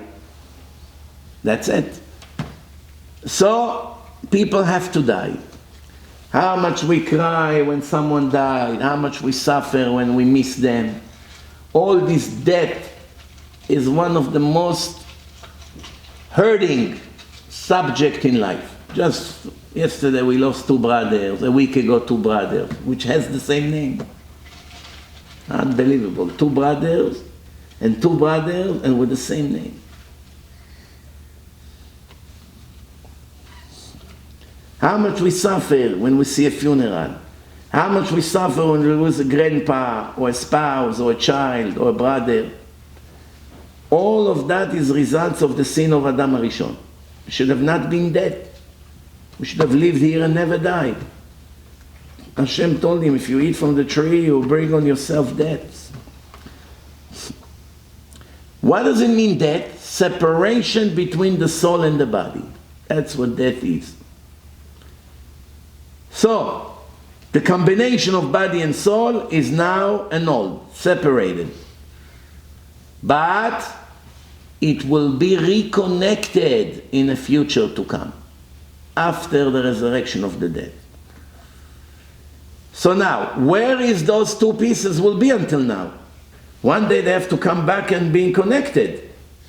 You have to reserve the one and you have to reserve the two. So the soul is going up to the upper world. And what about the body? The body is dissolved, disappeared. And then what? Will be put back together just as it was. Meaning the way you look right now, look at yourself in a mirror, you're getting older every year, and older and older and changing, and wrinkled, and eventually the worms will eat you up and only a bunch of bones will remain. This is an illusion. Every inch of you will be put back together in a time for the resurrection to come. However, we have to ask, which one of the bodies will resurrect? You've been here in 10 different bodies. Avraham, Yitzchak, Yaakov, Sarah, Rachel, came back as a man, you came back as a woman, you came back as a Kohen, you came back as a Levi. You keep being reincarnated.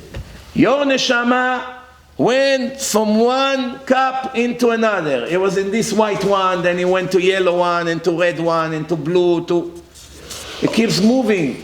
You have something in, you take it out, this goes to the ground, dissolved, put it in a new body, and a new body, and a new body. Now comes the resurrection of the dead. This soul has to come back to the world. Which one of the 10 boxes will come with it? There are a few options here. It wouldn't reincarnate if it wouldn't come in. There are a few options here. This is a very big mystery. It's not a simple answer, yes or no. One option, like you said, the final body. What's the point of putting together bodies that were previous?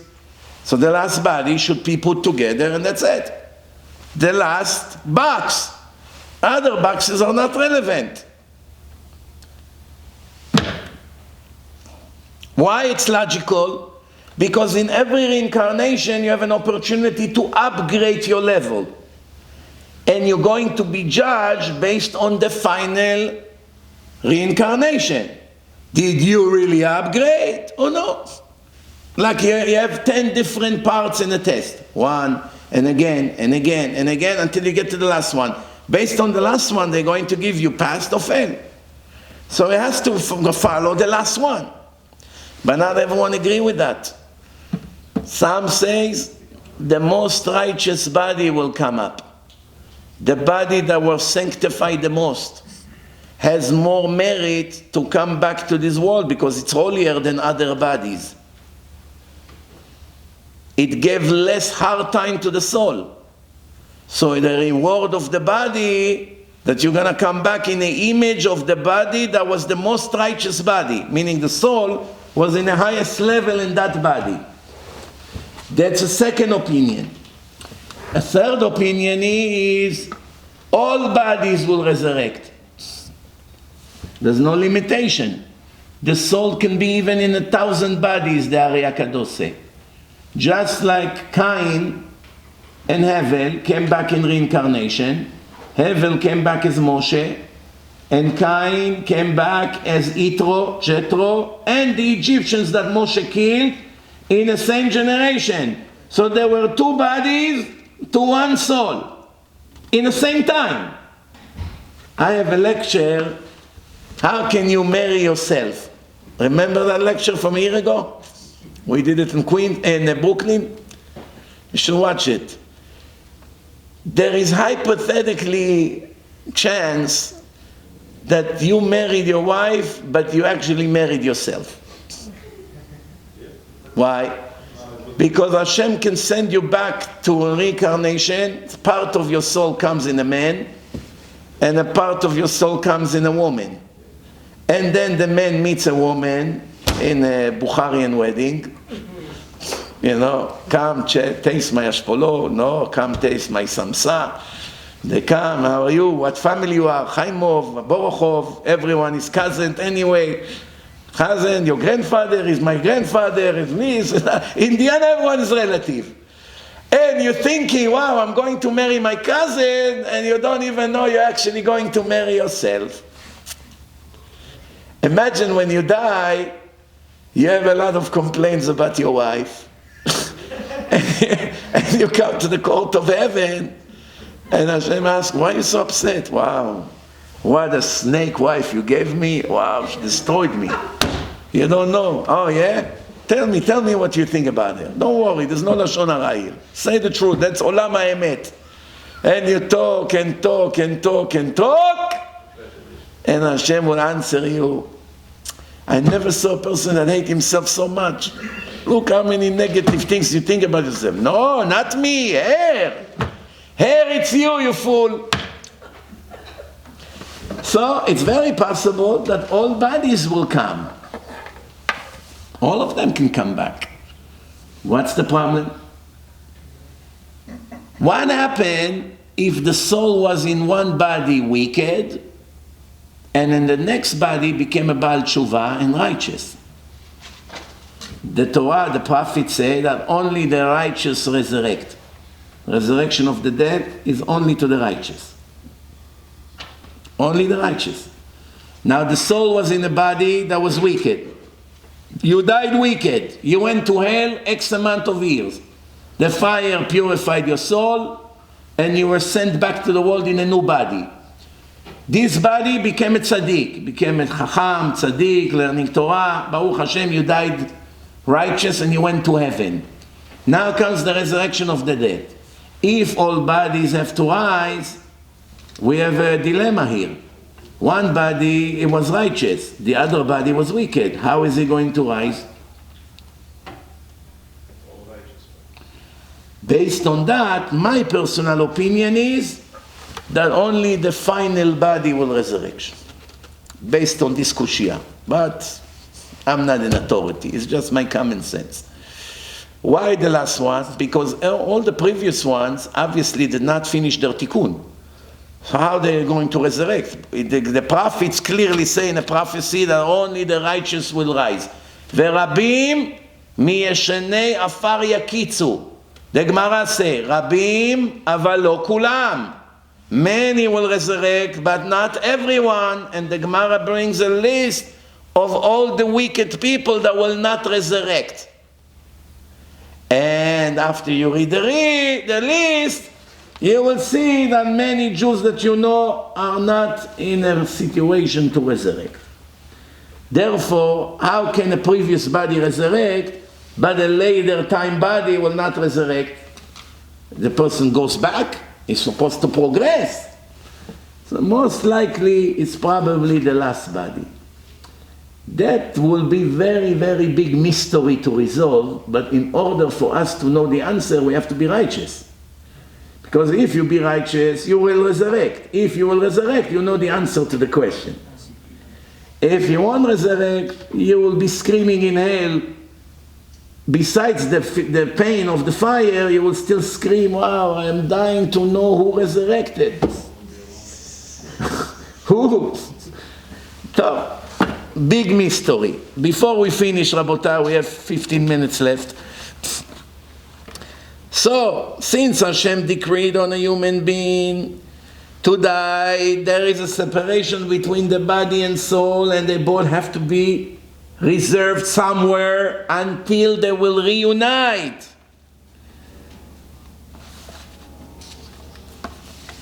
So, since a person came from the ashes, from the sand, he will return to the sand. And that's what's written, Ki afarata ve'el afar tashuv. Genesis 3, verse 19.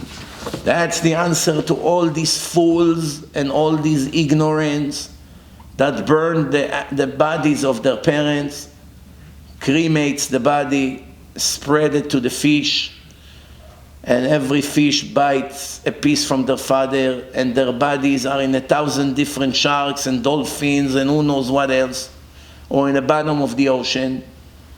They destroyed their own parents.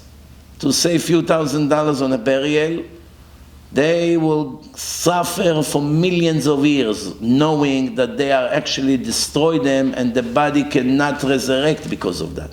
Where are you going to get the body from? Everything is messed up completely.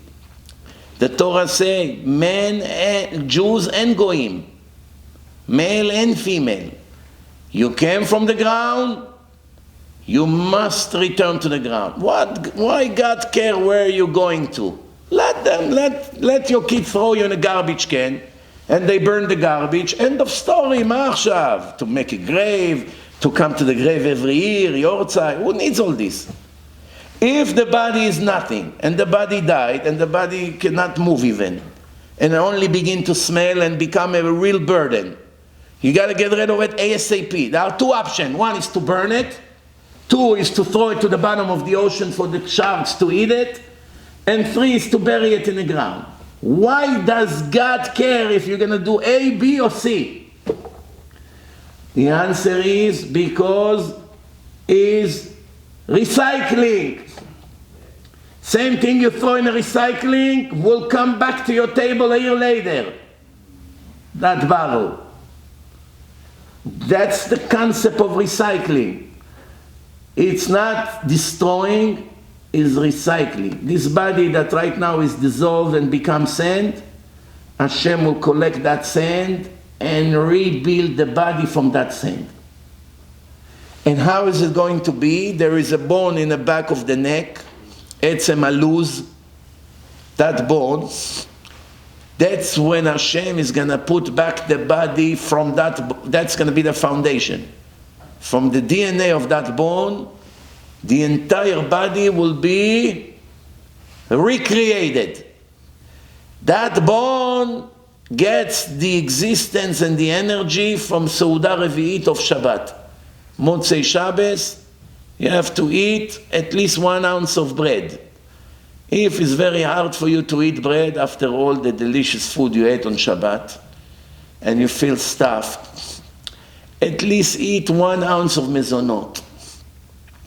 If it's very, very hard for you to eat mezonot, and you feel like vomiting already from all the food you ate, next Shabbat don't eat too much. Leave some room for Motzei Shabbat. If you cannot control your appetite, very sad, you can control what you eat. So what do? At least you eat 1 ounce of fruit, mishivat aminim. Dates, grapes, something, at least 1 ounce. Lichvot seuda reviit. If this is also hard for you, drink 1 glass of wine, 86 grams in 1 shot, or grape juice. If that is hard for you, we will have to read Tehillim for you. So we move on. Now, the soul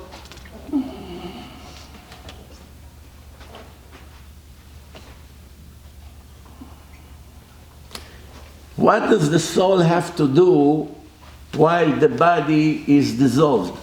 It takes about 11 to 12 months for the body to become complete sand.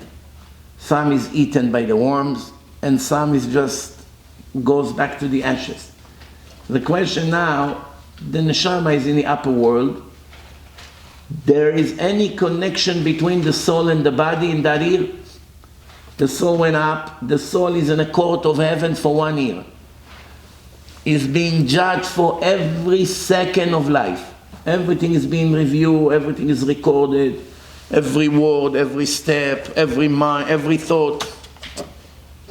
While you're standing in front of God and your children say Kaddish for you 10 times a day, and the yeshiva is praying for your soul, and your smart son sponsoring every week a lecture for the memory of his father, for the elevation of the soul, there's a lot of good things are being done for you while you're being judged, which help your trial very much to get an easy sentence. Every bite that the worms eat in the body, it's like taking a needle and sticking it to your body. That's how you feel it in the court of heaven, the Zohar say. Every worm, how the worms eat the body? They make a hole. They begin to dig inside and start sucking and sucking, just like they do with the fruit. Sometimes you get a cherry, you see a hole in it. If you open it, you see the worm is inside, alive or dead. It's very common. You can even see them inside onions sometimes.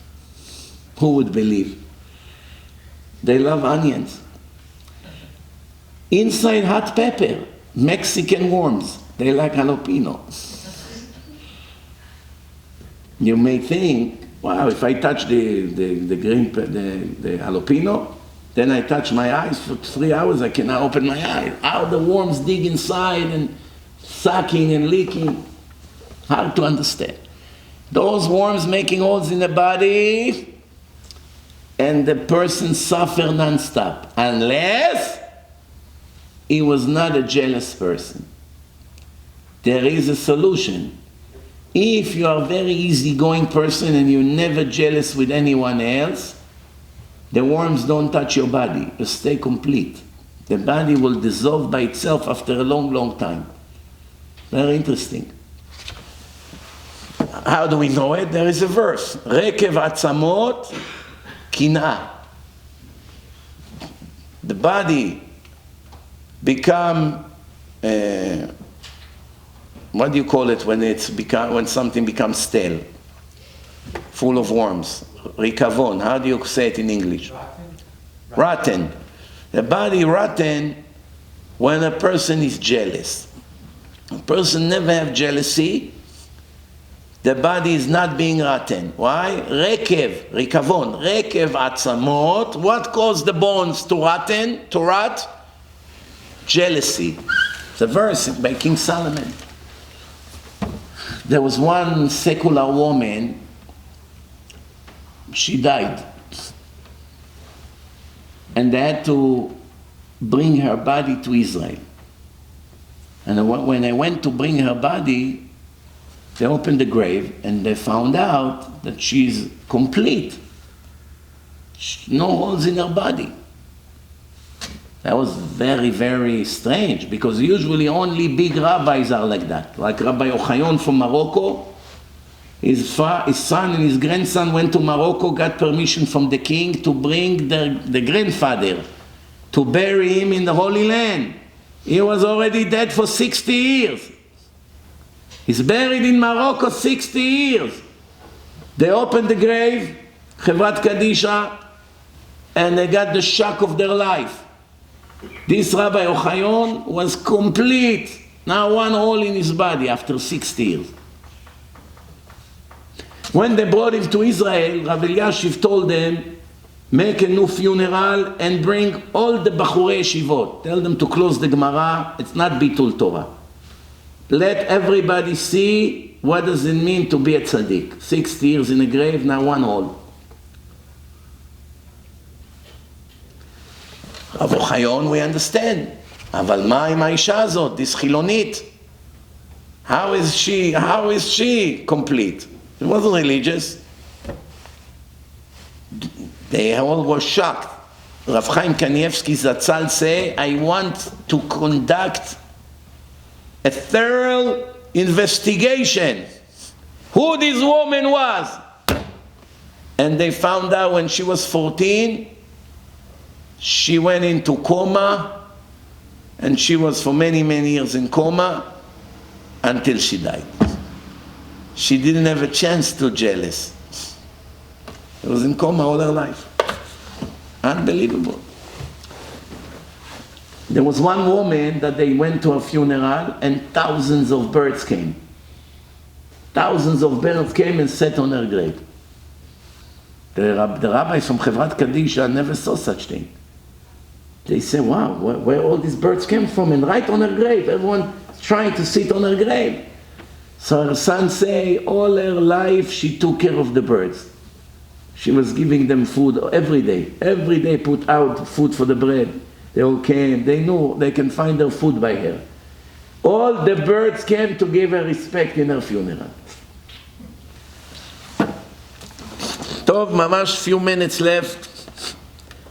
So the soul, see the body is obviously being dissolved, and the soul has their own problem over there in the upper world, to the world of the souls. Once the soul separates from the body, the soul gets a new body in the upper world. It's not physical. It's a spiritual body with the same image like the body that is being dissolved. What's the name of that alphabet? It's called Chaluka deRabbanan. Chaluk means like a kilt, like an outfit, like a bathrobe, like it's covered the whole body. It's called Chaluk. Chaluka deRabbanan. It looks exactly like your body, same color of eyes, same color of everything the same. But if you try to grab it, you cannot feel any physical. Why? It's not a physical world. So every person looks exactly as he was. You may see your relatives there. Your grandfather, your brother, your parents may pass. Everyone recognizes everyone. But there's no physical contact. So now the soul is in the upper world. Once the trial finished, if he was a righteous person, he is set to be in a specific level in heaven. There is unlimited amount of levels. Every level, even though it's a little bit above the one below, is a whole world. The people that are one level lower are killing themselves, that with one more mitzvah they could have elevated themselves to the higher level. Like steps. One more mitzvah and I would be there. Chaval. One more hour of Torah and I would be there. I always tell people, be smart. You can elevate, you can upgrade yourself a lot. What you should do, donate to Kiruv. Multiply yourself.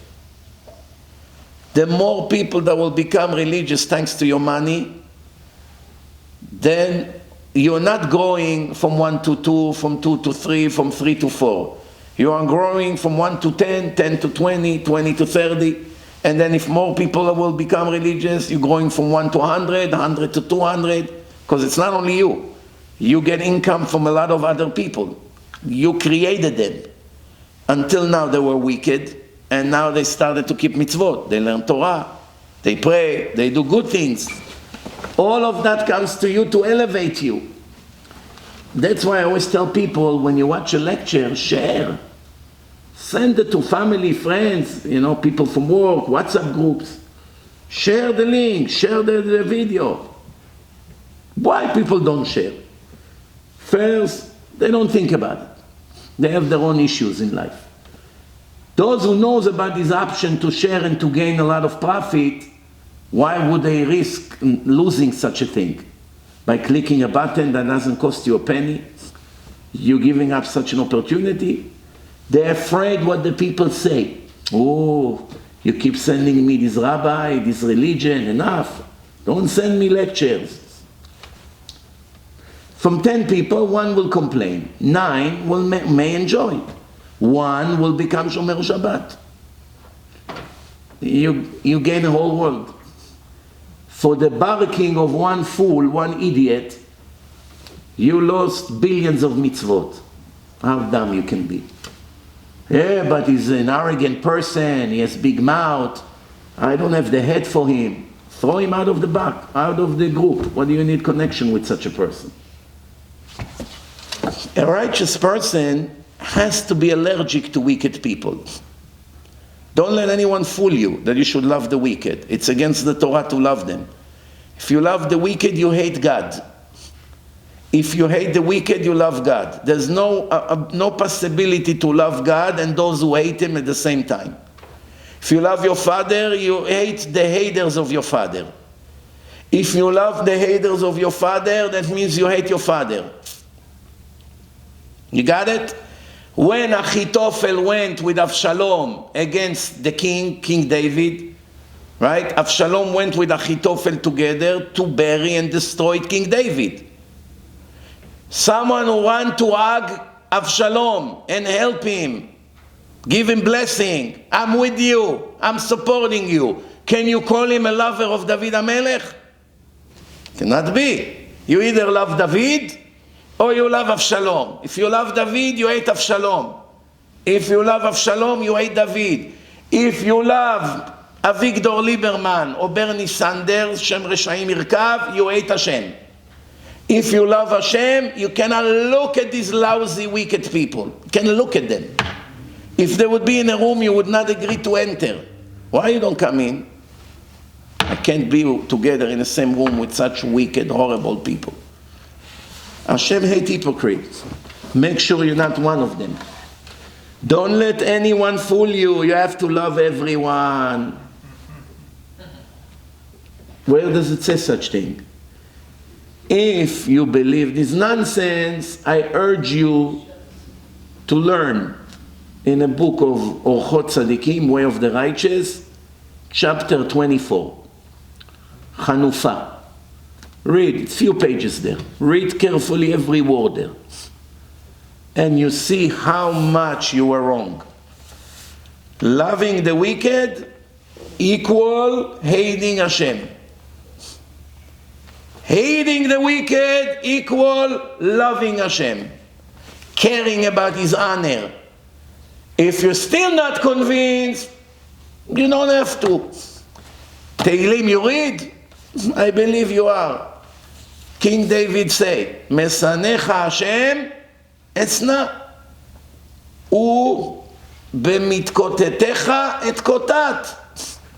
Those who fight against you, I will fight them to the end. תכלית שנאה שנאתים. I hate them in the highest level of hating. King David is bragging to Hashem how much he hates the wicked people. But not just hate, the highest level of hate. Rabbi, you preach hate. I don't preach anything. I teach what's written. Take it or leave it. It's up to you. You want to learn the right way? That's the place right here. You want to learn illusions and nonsense? Go somewhere else. They teach you nonsense. Right here you learn exactly what's written. Right? I did not write Tehillim. David HaMelech. It's an authority. The Gemara is full of psukim from Tehillim. We learn halachot from it. Rav Avigdor Miller Zatzal, read in his books. Read his comments about the wicked people. How do you have to live with them? How do you have to do business with them? How do you have to look at what they do? Who do you have to love? Who you have to hate? He already answered every question you may have.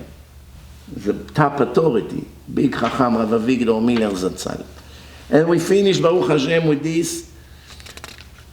So, once the soul finished the trial and the soul is in heaven, in the upper world, in the Olam HaNeshamot, the world of souls, they will have rest.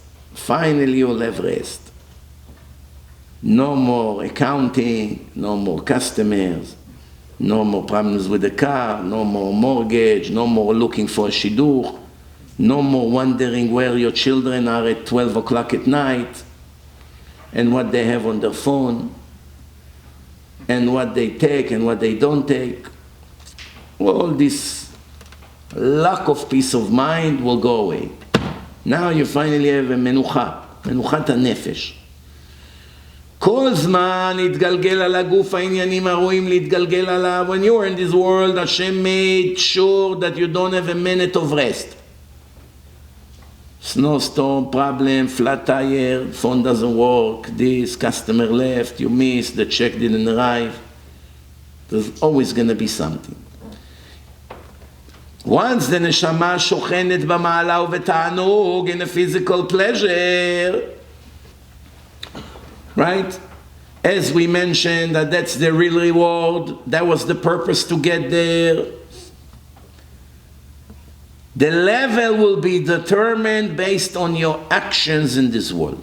40, 50 years of test will determine where you're going to be for many, many years. Therefore, the level of perfectness that you arrived, that you reached, it's still incomplete. Although you are in a very good place and enjoying the Ziva Shechina, the greatness of God, it's still not perfect. The only perfect way is together when you will merge together with your body. But without the evil inclination poisons. The soul and the body purely. Without Yetzer Hara, without physical desires, without any of that. Now, you're going to get the upgrade and reach the complete level. Complete level. The souls will wait for the day that will reunite with the body.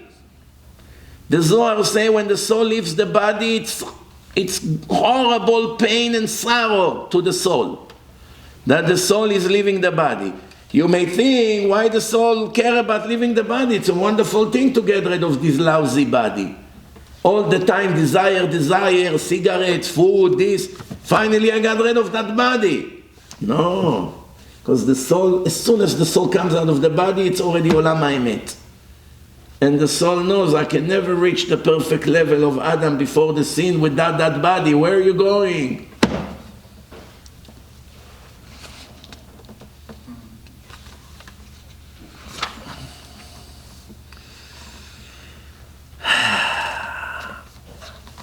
Once the power of the soul came down after the sin of Adam, and it was limited, the strength of the soul, the ability of the soul was reduced, right? The ability of the soul to reflect the divine light on the body is also reduced. Before, the divine light from the soul, remember, a spark of God is in it, was like a huge projector of spiritual light. But after the sin, the light was reduced a lot. And both of them lost, the body and the soul. Why? The body lost because it doesn't get the divine light to purify the body. The soul loses because the body is not purified, it's an obstacle. So it's dragged the soul down. Either way, you lose from here and you lose from here.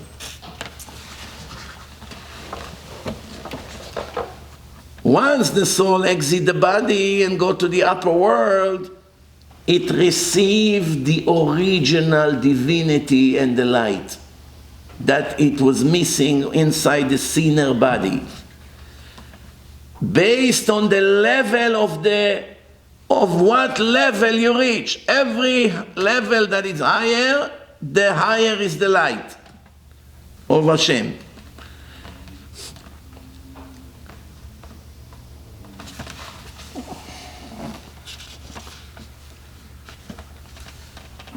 So the soul can be elevated more and more and more and more. How the soul continue to be elevated?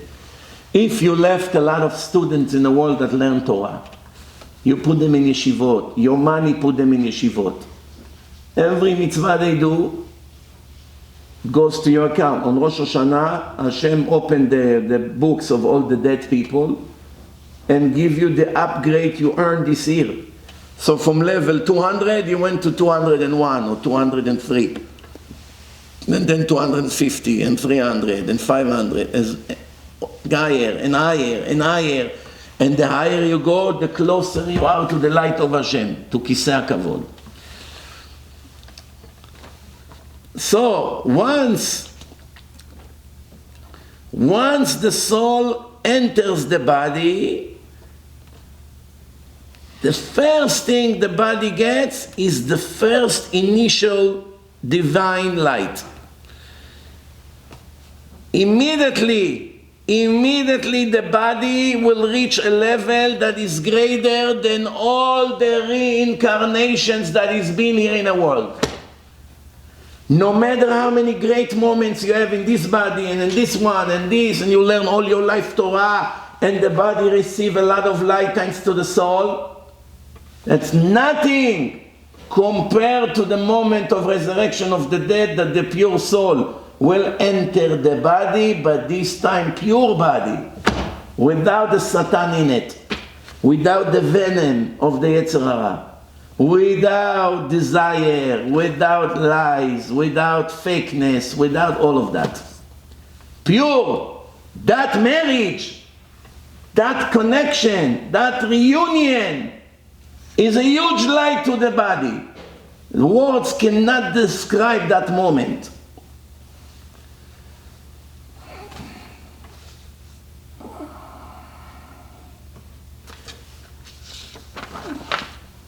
So all we have to hope that we, Be'ezrat Hashem, every one of us, will be tzaddikim, righteous enough, that will be able to feel that moment. I said we finish here, Baruch Hashem, we finish chapter 3.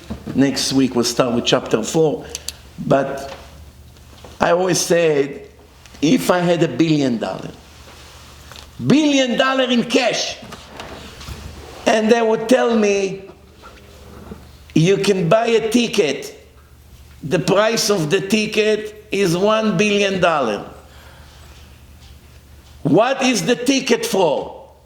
For a very big show. I allow you one guess. What show I'm talking about? Huh? Destruction of Tel Aviv. No. What did he say? Who wants to be a millionaire? I can hear. To come to the day, even for one day, to be there when the Moshiach will arrive and all the wicked Jews, Erev Rav, all the lefty liberals, all the Bernie Sanders Shem Reshaim Yirkav, all the Yair Lapid and Avigdor Lieberman and all the other Benito and their friends that hate so much Torah and hate the rabbis and hate Bachurei Yeshivot and cannot stand the laws of Shulchan Aruch, and they want to promote gay rights and promote transportation on Shabbat and to deprive and depress Bachurei Yeshivot and choke them without giving them any food, cut them, close the yeshivot, finish the religion, all these kind of people. How they all unite for the last time and all coming to fight the Moshiach. It's going to be all over the media. Ladies and gentlemen, something very special is happening behind the Western Wall in Jerusalem. Let's go to our reporter in Jerusalem. Hi, John Smith. What can you tell us? There is something with a very big light coming down from the Olive Mountain into the Western Wall. Some religious people here told me that that's the day that the Jews waited for 2,000 years. We are watching history here in Jerusalem. The Messiah is finally here, and I have to admit, it doesn't look like JC. Sorry to disappoint my friends in the church in Texas, but it doesn't look like JC. It doesn't have long hair like a woman, like in Brazil over there. Some drug addict designed that statue, made him a goatee. Rock and roll star. What Bachur Yeshiva 2,000 years ago had long hair like this? It's against the Torah for a man to have hair like this. You're not supposed to look like a woman, it's against the Torah. That's what you think about JC, that he looked like a woman? Leave it alone, leave the jokes alone. So what can you say, John? I don't know what's going on here. I see thousands of liberal Jews coming with signs. We don't want Messiah. We don't want religion. Release us from this primitive religion of yours. We don't want this. Oh my gosh, you're not going to believe what just happened. The Messiah started to say all kinds of words in Hebrew, and all these wicked people went up in flame. They're all screaming and burning. Where this came from, what I just told you, this is all in the prophecies. Don't say that that's what I wish them. Don't say that that's what I say they should get. It's not in my opinion. I'm just telling you what the Zohar says. Usorfan behevel piv. The wicked people come to fight the Mashiach, they begin to say psukim, and all of them goes on fire.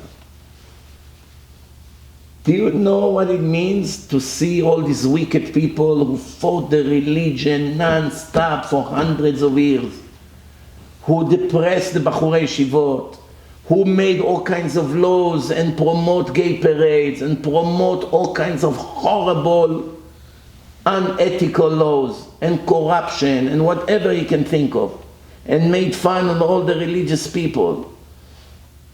And once they have the guts to unite together and come to fight the Mashiach, thinking it's some kind of a soldier from Golani, maybe it's Chayal Golani. He came with the Uzi. Religious guy came to fight us? We will show him. Every one of us is, SWAT unit, SEALs, Marines. And he said, Ashrei Yoshvei Betecha, Ad Matai Hashem, Ad Matai Reshaim Ya'alozu. fairness all the way up to the sky. And Bernie Sanders say, destroy Israel, help the Hamas. We don't want Judaism here, we are communists. How much are you willing to pay for that ticket? There are a few tickets left. So, leave the joke aside, but you know what I'm talking about, right? We have to hope that we'll be in a side that watch the show and not a part of the show, if you know what I mean. Thank you very much. We'll see you next Monday. No, next Monday there's no lecture. Next Monday is Kriyat Megillah, so we'll be back in 2 weeks. Tomorrow in Brooklyn, Bezrat Hashem as usual. Baruch Adonai Leolam. Amen, amen.